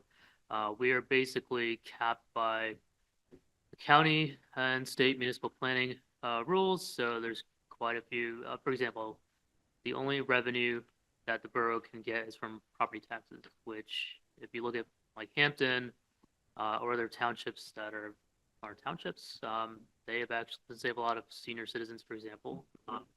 There's a lot of abatements for senior citizens, but instead of having a rising property tax rate, they have shifted that to earned income tax. That's one example. And I'm sure there's other examples as well. But this is basically, we need 7 volunteers, self-directed. A lot of these commissions or whatnot, the idea is probably you'll meet quarterly, get up to speed on this, and learn about home rule. Is it a good idea for the borough? Is it not? What are some pros, some cons? We've talked to some other municipalities that have done this. I believe it was Homewood that did it. I can't remember. There really wasn't any negative, feedback that they gave. Lots of positives. So as a part of this commission, we would get you on the ballot for November. There's 182 or 83 signatures required. 164. And you would be voted in. You would start after the election, and you would meet the 7 of you to kind of learn about this and educate the public at the end. Yeah, and you'd be a commissioner on this commission, as they say. That's correct. Yeah. So, like, so if they decide they want to be a township, that have to go out to public hearing first? It wouldn't be, it would. Folks, you're a township. No, it wouldn't be a township. We would still stay a borough. Yeah. This is it enables a governing structure. It's selected by the commission. Selected or by the, recommended by the committee. Yeah. Yeah. And then it goes back up for vote for everybody in the borough again. Yeah. So it does, we don't make the decision ourselves. We just recommend it and it goes on the ballot again. Those 7 people don't say, oh, this is how we're gonna do it. No, Announcement. yeah, This is how no. we're gonna do it, and that's how we're gonna do it. No, No, No. they should be coming up with a deliverable, which is probably like a recommendation of, Yeah, hey, if we go down this path, There's- these are the pros, and if you do, these are the cons, or, I'd imagine at the end saying, yes, we recommend you do this, or no, we recommend you don't, Yeah. because of X, Y, and Z. And at the end, you gotta vote. No, everybody Yeah. votes. So it goes to the It's ballot. a ballot issue. Everybody in the borough has to decide if that's what they want. It would go back on the ballot. Yeah. and after those people decide what they thought should happen. Yeah, that's right. Okay. Yeah, Right. it's like a Yeah. multi-year process, so Yeah. it's something that like none of Yeah. us would even Yeah. benefit from, probably. Yeah, So, it's I- basically, we're putting the future, we're working on the future here and Well, making not sure. small, way Yeah. I was like, some people say that. We're doing it. No, Yeah. no, no, no. Not like that. No, and then there's a whole project of standing up the new constitutional government too. So if they vote, that's what they want to do, then you start putting together how it looks and how it works and everything. That'll get put in front of the people again. Yeah, absolutely. Yeah. Okay. Ballot initiative. On the ballot for voting. Someone wants to, on the ballot, how do they go about doing it? Circulate nomination papers, similar to an election, Yeah. 164 signatures of residents. You have to do it in about a 4 or 5 week period in August. There's going to be a group, yeah. There'll be a group that's going I think out we'll to get do some, it. we'll get We'll some blank help. petitions and have them here, probably. Yeah, we'll help with People- direction, people to pick guidance up. and all that to get it done, because it's nonpartisan. You Yeah, get it off YouTube. Or from yeah. county election division. yeah, either one. But- It'll be much They're gonna be easier if we have running. it. But I think we'll probably be helping with that for sure, yeah. And I don't know if it's a bonus or a negative, but I volunteered to be on the commission too. So I'm gonna try to do my best to understand this as well with everybody else. So, Founding fathers. You Yeah. volunteer. Yeah, Volunteer, you just- I gotta run. Yeah, I gotta You- run. you- Yeah, Well, I've yeah, let somebody hear that. Yeah. Let me let somebody hear that you're volunteering, then go. yeah. You don't have to let anybody know. Actually, you can could do it all on circulate your own independently because Yeah. that's how the system works. But we're trying to help people because it's, yeah, Bit Yeah. onerous. yeah, it's kind of tricky. Yes. Yeah, the Yeah. main thing is just getting volunteers, anyone who's interested. Yeah. It's a learning process. I mean, one, it'll educate. Oh, time's up. You're done. Yeah, Yes. so Yeah. happy to have you on. Yeah, we'd love to have you and we appreciate you asking the questions and spread the word too, because, there's 7 spots, but we can always use more people, so just, Reed, you interested? I'll read. You interested, Reed? Signing up, running for the commission. Local government commission. good, good.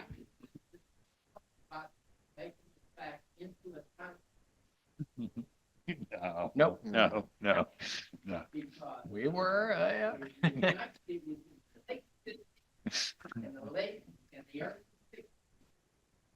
in Franklin Park Borough because of a development on Rochester Road where your park is.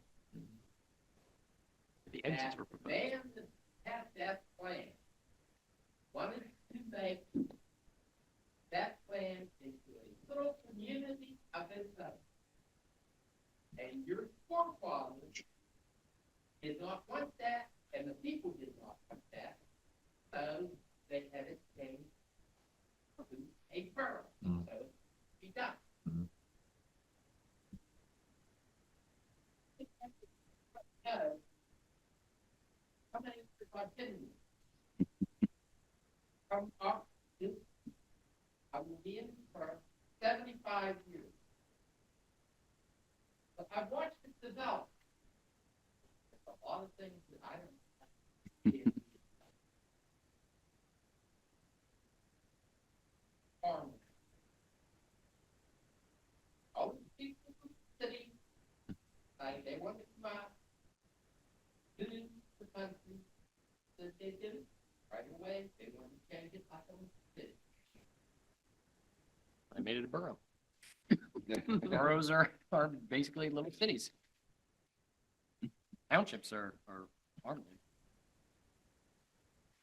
Can any of you tell me what this place was before it was a borough? Township. Name of the township. 1823, it was, we have the records. 'Cause I had to get them off of the not for the county. It wasn't Franklin Park. Mm-mm. It was just Franklin Township? Yeah, Yeah. Franklin Township. It was Ingomar before Franklin. It was a village, I think, wasn't it? The Village of? Ingomar. Yeah, Village of Ingomar. Yeah, wow. That was a long time. Fire company was Ingomar.